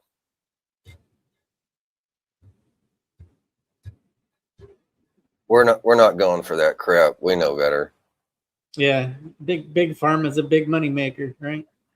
Yep, billions or trillions of dollars, right? I wonder what they're worth. I'm curious on that. Like, I know it's obviously in the billions, but is it in the trillions? Shit. Might be in the trillions, huh? Yeah. More than likely. It's a big enough money maker that they're not going to give it up anytime soon. You know what I'm saying? Even if there is a better way or a better solution out there, or a possible cure, you know, like you said, they're just not going to release that because it makes them too much bread. Well, hopefully everything's all right, Mitzi. Definitely everybody should get checked. That's something, I don't care if you're a man, woman, what race you are, go get checked. That's important. You need to do it. Women, you need to get checked for breast cancer, uterus cancer, or cervical cancer, whatever else, brain cancer, whatever else they got, all the other cancers. Men, same thing. You need to go get checked for throat cancer, testicle cancer, prostate cancer, whatever other cancer, and go get checked. It's definitely worth going and getting that looked at. it's not worth not going, because time is precious, and time could be the matter of you know, being able to get treatment and get that taken care of while it's still early on, and not waiting too late. Kind of like me, I'm one of those idiots that likes to procrastinate and everything, and I shouldn't. I should really get things done and go more. I do somewhat go, though. I'm not completely one of those guys that just, I know people that just will not go no matter what. I know somebody, he was kind of like an uncle to me, really nice guy, but he did not like going to the doctors at all. And he had, sorry, I have a cop car flying by with sirens. He had a cut or something on his foot or his toe. There was a cut on his foot or toe. I can't remember. I think he may have gotten scratched by a nail or something like that. And he never went to the doctor. It got infected. Oh, there's a lot of cops around here. I guess they're doing a police chase. You got sepsis or... So yeah, something like that. I forget what it's called. Kind of like sepsis. But he ended up getting a bacterial infection, and ended up it took him. So definitely, I'm not one of those guys that will not go. Like, I will go, and when things get bad enough. But I think it's something that we should all do even more. Like, sometimes it may not be, for one, it may be undetected, like, meaning that you're not your body, you are not going to know physically, mentally. There's no way that you're going to be alert of certain things, and possibly like cancer. It's not going to come knocking on your door and say, hey, I'm here. So things like that, were some things you can sit there and go, oh man, you know what, my stomach's been funky, it's really hurting me bad, but even though it kind of feels like I'm dying, you know, maybe it's just food poisoning. Okay, you could wait that out or something, you know. But if you know, it's going on a couple days, 3 days, you know, your stomach's still, you know, killing you, and you just can't get up and do nothing, and you're throwing up, whatever, hey, you know, you need to get to that hospital. But some things, you know, again, are like cancer is just, it's not knocking on your door saying I'm here. So you really need to like get in with your doctor and get checkups done, you know, every couple years or something. Get into, you know, stay on top of it. Once you get to an age, right, where they recommend it, go in and get it done. Exactly. And that's just what people need to do, man. Just stay on top of it. I want to see all you guys around a lot longer. I want to see you guys for the next 30, 40 years, man. I'm going to be doing this as long as I can. I guarantee you, as long as I can do it physically, I'm going to sit here and you're going to be seeing me breed these reptiles for the next, hopefully 20, 30 years. So for the next 30 years, I'm going to be breeding these reptiles. I'm still going to be sitting here doing these podcasts. I'm going to be having this Gene Wars going. I'm going to have the Thunderdome going. So, you know, and I'm sure Will's rocking with me for years to come. So, you know, and Mark too, you know, this guy's around, and we're on the West Coast. You're going to be seeing us do a lot of big things, man. Like, you're going to be seeing Mark and Will and I. We're going to be doing shows here pretty soon. Hopefully trying for next year. Not 100% if that's going to happen, but if not, in 27, in 2028, and so on. Plan on going down there, like in Washington, and doing some expos with these guys. Even if we're not vending them, we're just going to be rolling through there and checking stuff out, shooting video.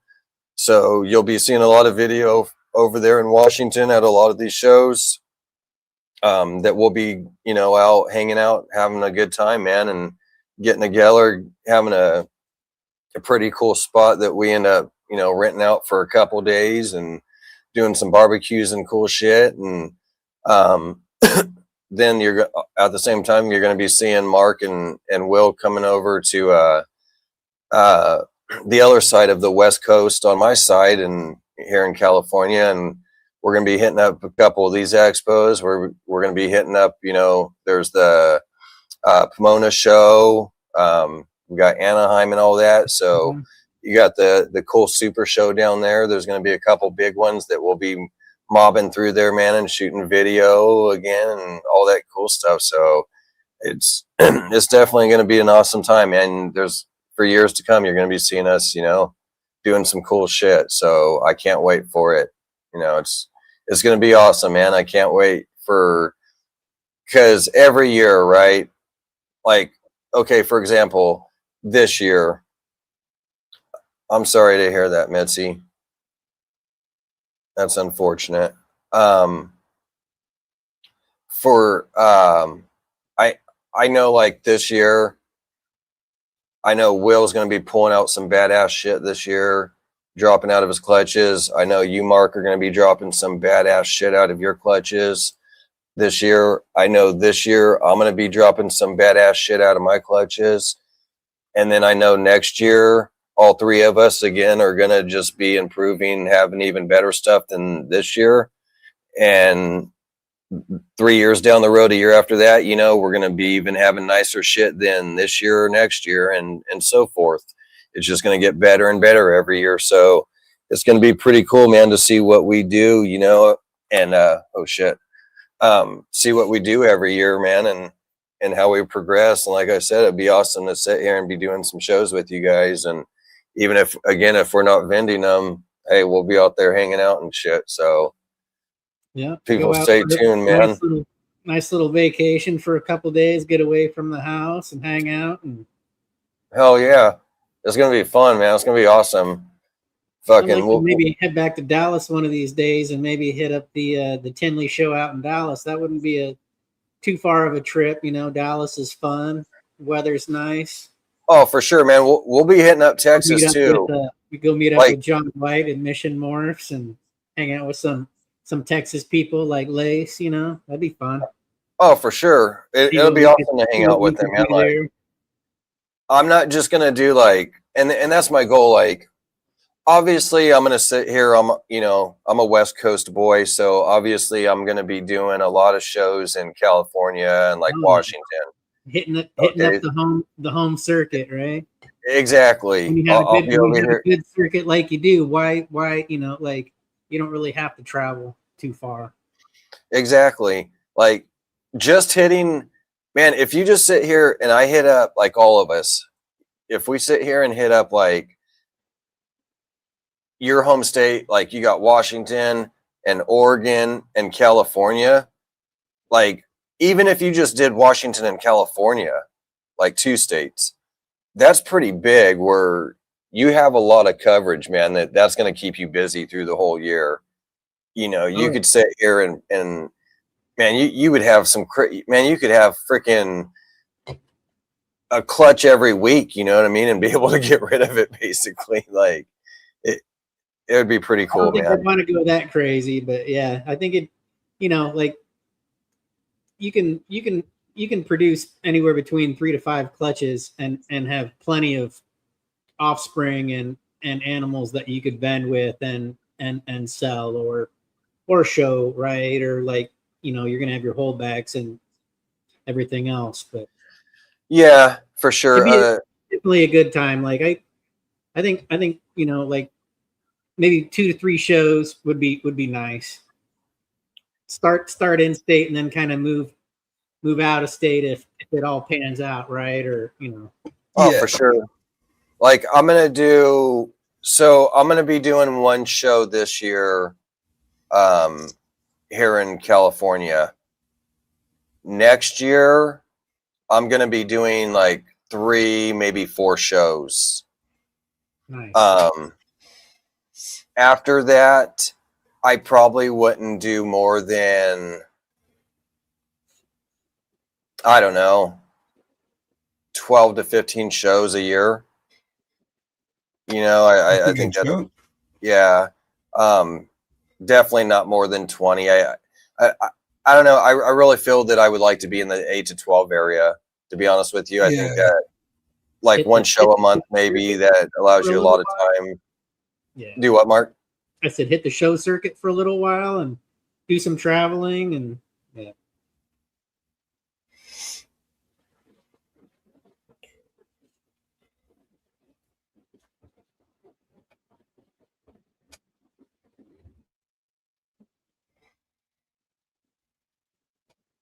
Lost the audio.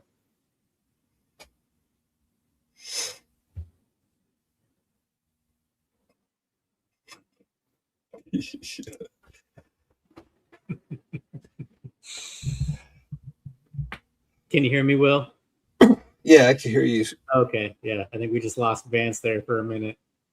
Yeah, no, his mic died. Oh, okay, got it. Yeah, I'm like I said, it's a building year for me, so I try to keep it small, maybe do, like I said, 3 to 5 pairings, something like that, besides the Burmese. Hopefully she goes, and then get the LLC going. I'd like to vend a show by the end of this year. Probably with Pac Northwest Reptile Show, and maybe do the Bremerton show, or they do have the Show Me show up in Linden. I think they have one that they're going to be doing down in Kent as well. So we'll see how it all pans out. But I think those are all both like 2-day shows. So like maybe try and do the other show in Puyallup, or possibly Hillsboro, or go see some friends down in Salem and down there in Oregon. Yeah. Go hang out with Dustin and James and those guys down there. That'd be cool. Oh yeah, and Hillsboro is a good show. Can you hear me now? Yes, sir. All right. Yeah, I don't remember what the fuck I was saying now, so.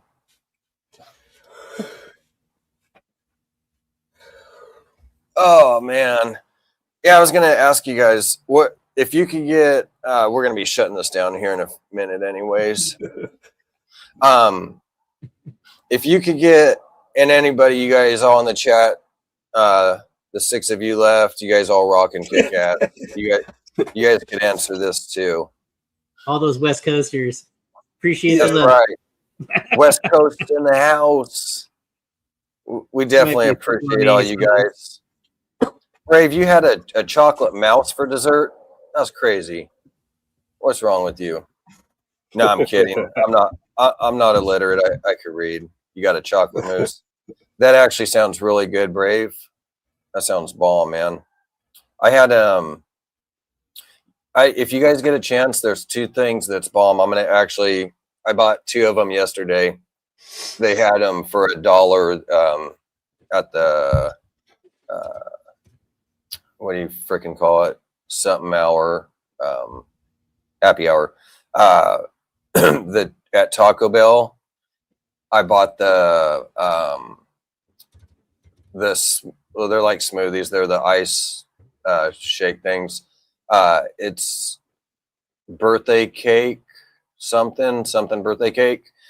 It's got like the little colored things in there, but it's really good, man. It's got a good taste to it. And so if you guys get a chance to try that out.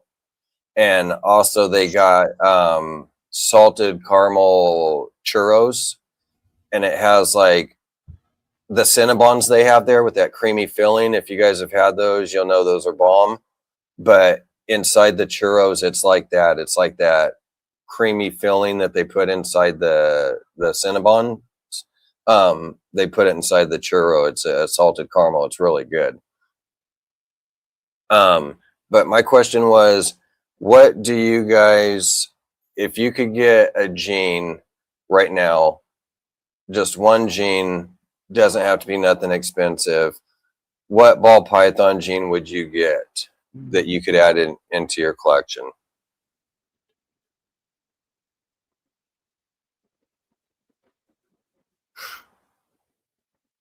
Do you want to go first, Will? I'm gonna have to say I've been stuck on Mandarin for a little bit.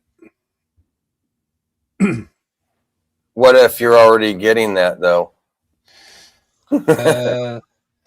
Then I would probably say it'd probably be Scrambler. Let's say Scrambler. Oh yeah, smart, very smart. What about you, Mark? If you want, I could go first if you're still thinking. Oh no, I think I've got it figured out. I like darker genes, but I like pattern manipulation genes too. So I'm gonna probably go with confusion. Nice. I don't have confusion in the collection, and some of the direction I want to take some of these clowns. I want confusion. I've seen confusion in clown pieds and their high pattern pieds, and I've got a lot of other genes that I think would work well with it. So Oh yeah. that would probably be one on the list if I had to pick just one.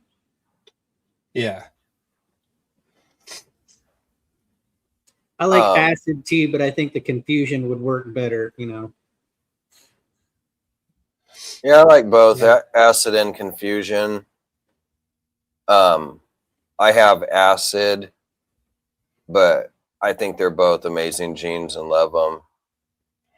Both are pretty wild, basically the same things. I mean, a little different.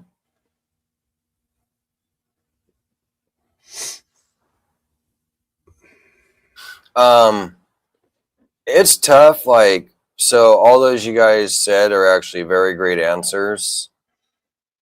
And I would probably say one of those three. I would probably say all three actually, and then narrow it down to like, okay, this is the one I choose though first. Scrambler Mandarin is fucking amazing. Beautiful genes, and I think people should have that in their collection, but not till I do what I'm going to do and work my magic, and then you should. But so I would have definitely said Scrambler, but as you guys know, I have Scrambler in my collection. I'm pretty big on that. That's going to be pretty much what I produce in a lot of my shit, if not all. And then I would definitely like to sit here.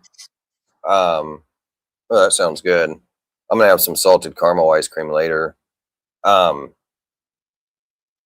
If I have some left. I would say definitely the Mandarin I would pick, but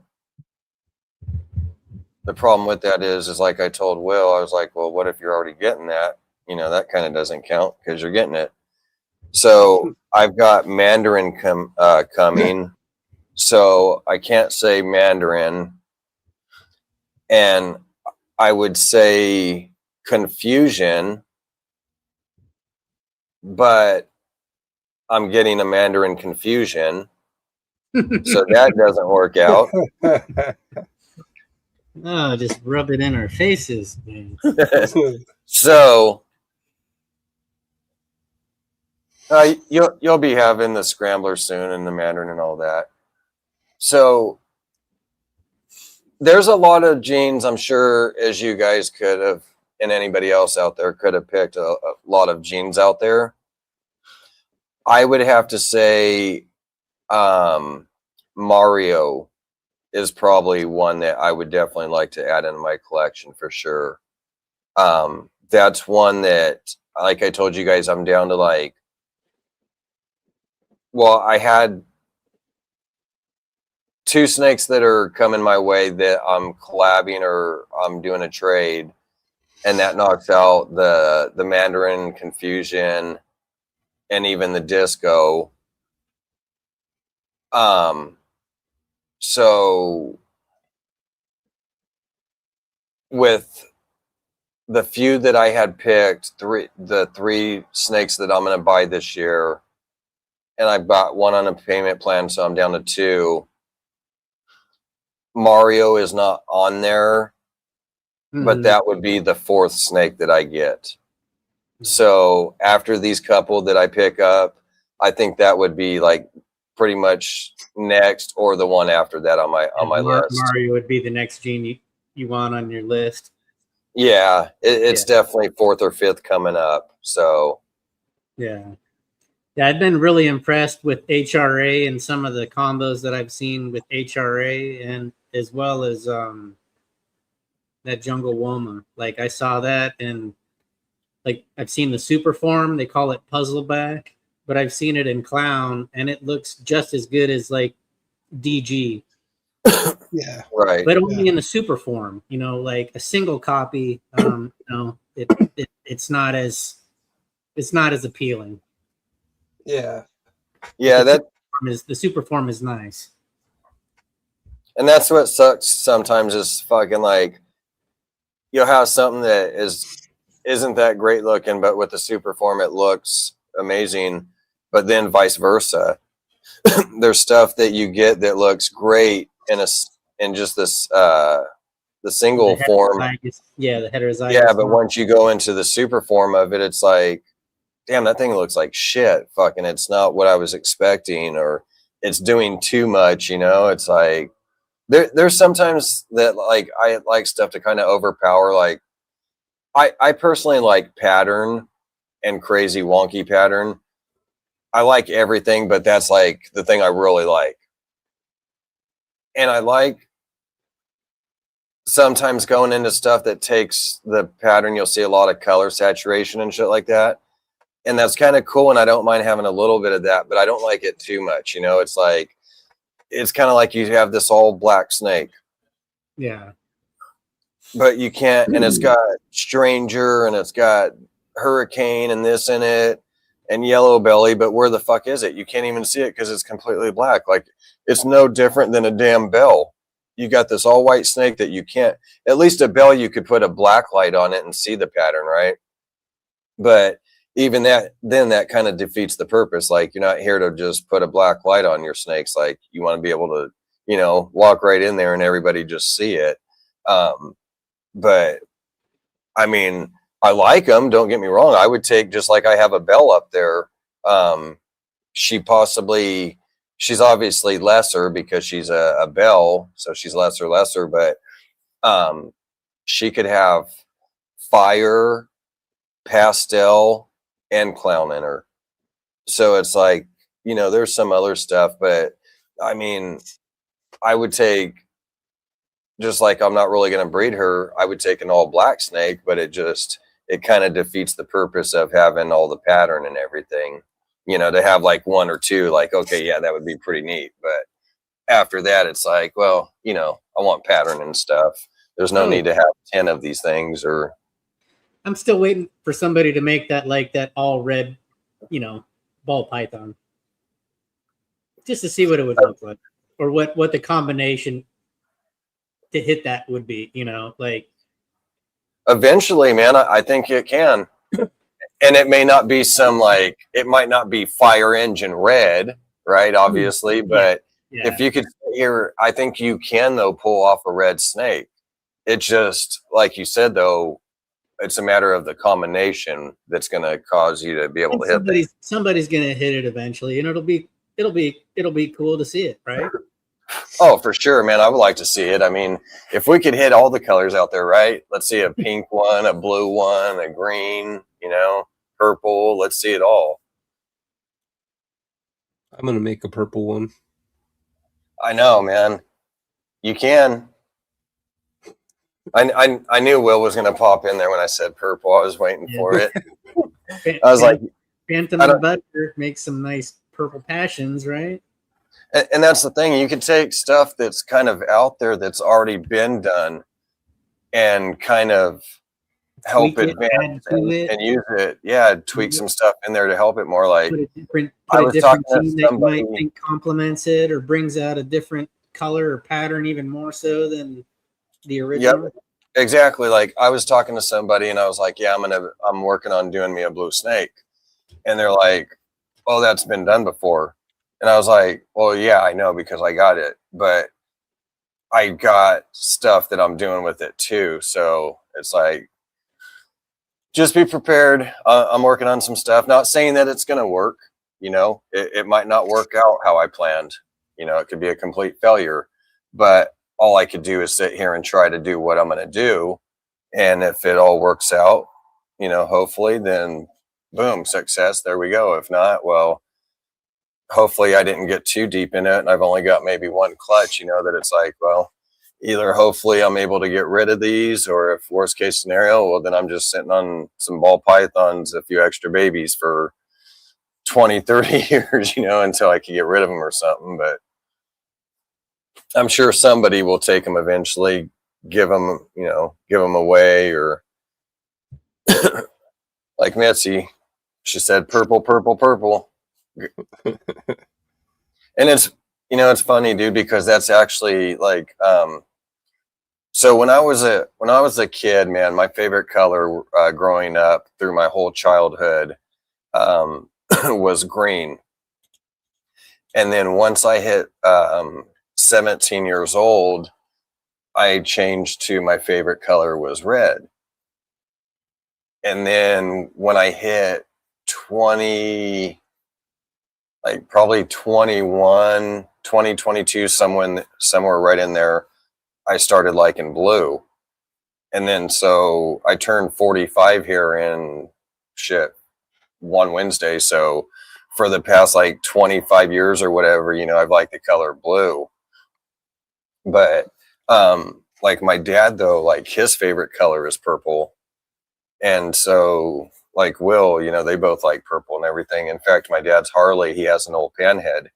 He's got the 8 hangers and the 5-gallon fat bob tanks and the hinge fender, and it's all black, like dark black. And then it's got purple flames on it, all on the fat bobs and the hinge fender. It's got the purple purple lavender flames, like it's a 2-tone in there. And then for the pinstriping, he has a magenta, like a pink for the pinstriping.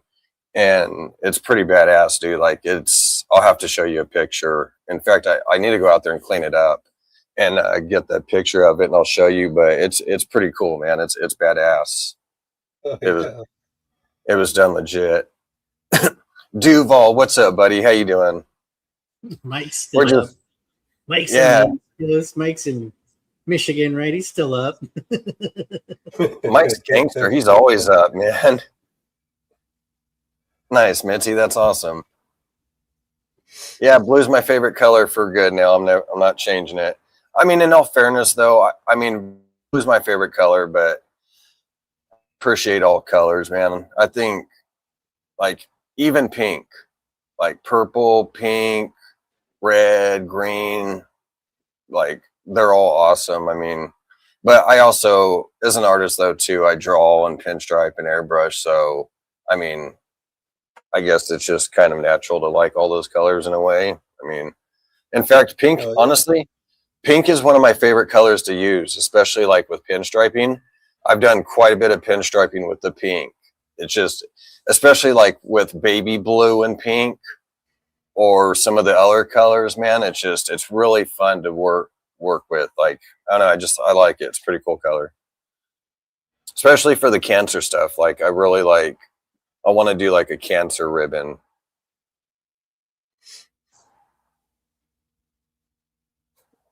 Yeah, I'm going to take this little rip and then we'll be shutting this down. Yeah, I just wanted to say thanks for having me on tonight, guys. It's been fun. It's been a while, but glad I got the chance to show you guys some peach and some of the stuff that, you know, I'm working on over here. And it's fun, and I'm really looking forward to all the progress, you know, between all of us and everybody out there in the audience. And, you know, I'm always looking and watching and checking in on everything and getting good ideas, you know, and appreciate everybody. And just wanted to say thanks again for having me on. Yeah, no problem, man. Yeah, we appreciate you coming on, Mark. It's awesome having all you guys come on, man. And cool friends and bullshitting, and having a good time talking animals, snakes, and whatever else, and shooting the shit, man. It's always a great time. Yeah, talking about ribs and all that good shit, man, and football and everything. I got a foot long Philly cheesesteak that's been sitting in a bag for like the past couple hours. Hey, don't feel bad, Mark. I've got that up and chow down on that eventually. I've got pizza, French bread, some bread, crazy bread, and pasta that's been sitting in there for a few hours too that I need to go eat. My wife's like, I'm gonna go eat. I'm like, well, I'll be in there shortly. Forget your show. I'm gonna go eat. Right.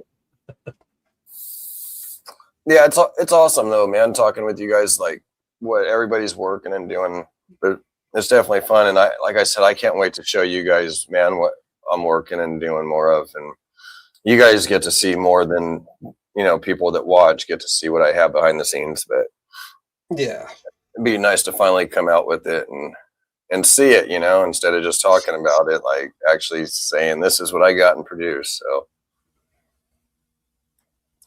it's going to be awesome. It's going to be fun for sure. Definitely.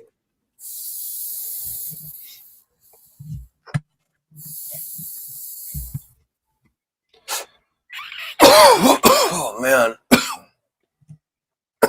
I just bought that shit. I'm gonna have to re-up. Smoking like I'm rich, man. In fact, it's time to pull the old Dr. Green Thumb again. It's coming up. Almost springtime, baby. Oh yeah. In fact, I thought about doing some for my birthday. Maybe next Wednesday on my birthday, I'll crack a few. But I need to get some ordered in too. A couple others I want to try out. But yeah, I definitely appreciate everybody coming out and watching. You guys are all awesome. Stay tuned because we're going to be doing some more bigger things. We've got, excuse me, we've got, I've actually got to talk to Will because we had something that we're going to be doing. And we started last year with a few months. So we got to kind of figure some things out with that, how we're going to do it or whatnot. But we're going to be doing some bingo coming up soon again. I don't know exactly when that's going to be, if it's going to be in like the next 4, 5, 6 weeks, but we're going to be doing something in the next like 4 to 6 weeks. And that was really just random. Like even Will didn't even know. I just we know in like about the next 4 to 6 weeks, we'll be doing something. Probably some type of giveaway with shirts and stuff like that. We definitely, and I'm going to get into some more stuff in a sec. We definitely appreciate having Chris Eaton from the Fat Man Nation on the show, sponsoring us and everything. That's awesome. Shout out to him. Excuse me. Shout out to Chris. Make sure you go watch him and everything. He's got an awesome show. And in fact, that was to bounce back to what I was saying. That was one of the things we're going to be having. I don't know. Well, actually, I'm going to leave because we don't even know when that's going to happen. And I want to keep that a surprise. We will have somebody pretty cool coming out pretty soon. But we also got some other stuff that we're going to be doing. So you guys stay tuned with that. I don't know what we're doing next week. We might have a Gene popping up that we're doing. I'm not sure if we're doing a guest. We'll have to go back and look. And if you do have any like needs for water dishes or anything like that, make sure you hit up Will from the Python portal right here. He's got all the cool little water bowl holders and everything that he makes, and all kinds of other stuff, whether it be a tumbler, different size water cups for your snakes or lizards or whatever reptile it may be, crested gecko, whatever. It could be 8 ounce or whatever size that you need, he can make for you. Also, hides, if you need hides made, he can make those for you. And then make sure you come out tomorrow to the Thunderdome. We've got that going. That'll be another great episode. Football season just ended, unfortunately, but that's all right. And then thank you, Mark. Appreciate you jumping on. You're welcome anytime. You know that. Make sure if you ain't following Mark, make sure you're following him too. I'm sure you guys already are. Everybody that's in here already knows each other, but hey, you never know. Keep an eye out for each other. I know you guys are all going to be producing some cool stuff, man, coming up this year. So keep an eye out for each other. And like Will, he's going to be producing some really nice stuff popping up, man. So you get a chance at getting some really cool stuff from him. And then also Mark is Rat Bastard. He's going to be producing some really nice stuff coming up. So make sure you check him out. Yeah, there's some other stuff that's already available if anybody's interested. And there's stuff, and he has some stuff too it's now. Not the best. It's some pet quality stuff, but it's still pretty. So, well, I always look at it this way, man. Even, you know what? There's times, I'm gonna be honest with you, that I sit here and buy 2-3 gene animals, and it might not be nothing super crazy, but it's stuff that is mixed together that can help me get a little further with something or whatnot. Oh, yeah. So sometimes. Always, you know, my philosophy when it comes to pet quality animals is try to make something that's going to look nice as an adult, right? You want to make some good banana pies. They you know, they're going to look good as an adult. I'm trying to hit up some genes, you know, like I work a lot of like gravel, super gravel. I work highway, bypass, freeway, stuff like that. So something a little different, you know. That's kind of my philosophy when it comes towards pet quality animals, is produce some nice visual pies and then and also some super gravel, freeway, highway, bypass stuff. Hell yeah. That's awesome, man. Oh yeah. That's awesome. And maybe I might throw in a bell, you know. If I do, it's going to GPAW though. I found out you know, I found out GPAW does a lot of work with the veterans. And you know, like that's very commendable, and I appreciate that. You know, he said he was looking for a bell earlier, and I think I sent him like a Morph Market link to some breeders in Florida, and then I think he was kind of looking for a leg up. And so if anybody has a bell out there that they'd like to donate to GPAW, he does a lot of work with veterans, and he's got a veteran that's looking for a bell animal. So heck yeah, man. That's anybody awesome. has one and wants to donate it to a veteran that could help him out with an emotional support animal, hit up GPAW and go that route. Yep. Heck yeah, that'd be awesome. That's pretty cool. Yeah. And make sure you support USARC and be kind to each other. Enjoy yourselves. It's the weekend. Enjoy it. Keep pushing. Keep grinding. You guys are all awesome. We will see you guys next week. And thank you. We appreciate it. And we will catch you guys all next week. And you guys stay safe and enjoy yourselves. Been sleeping the whole time.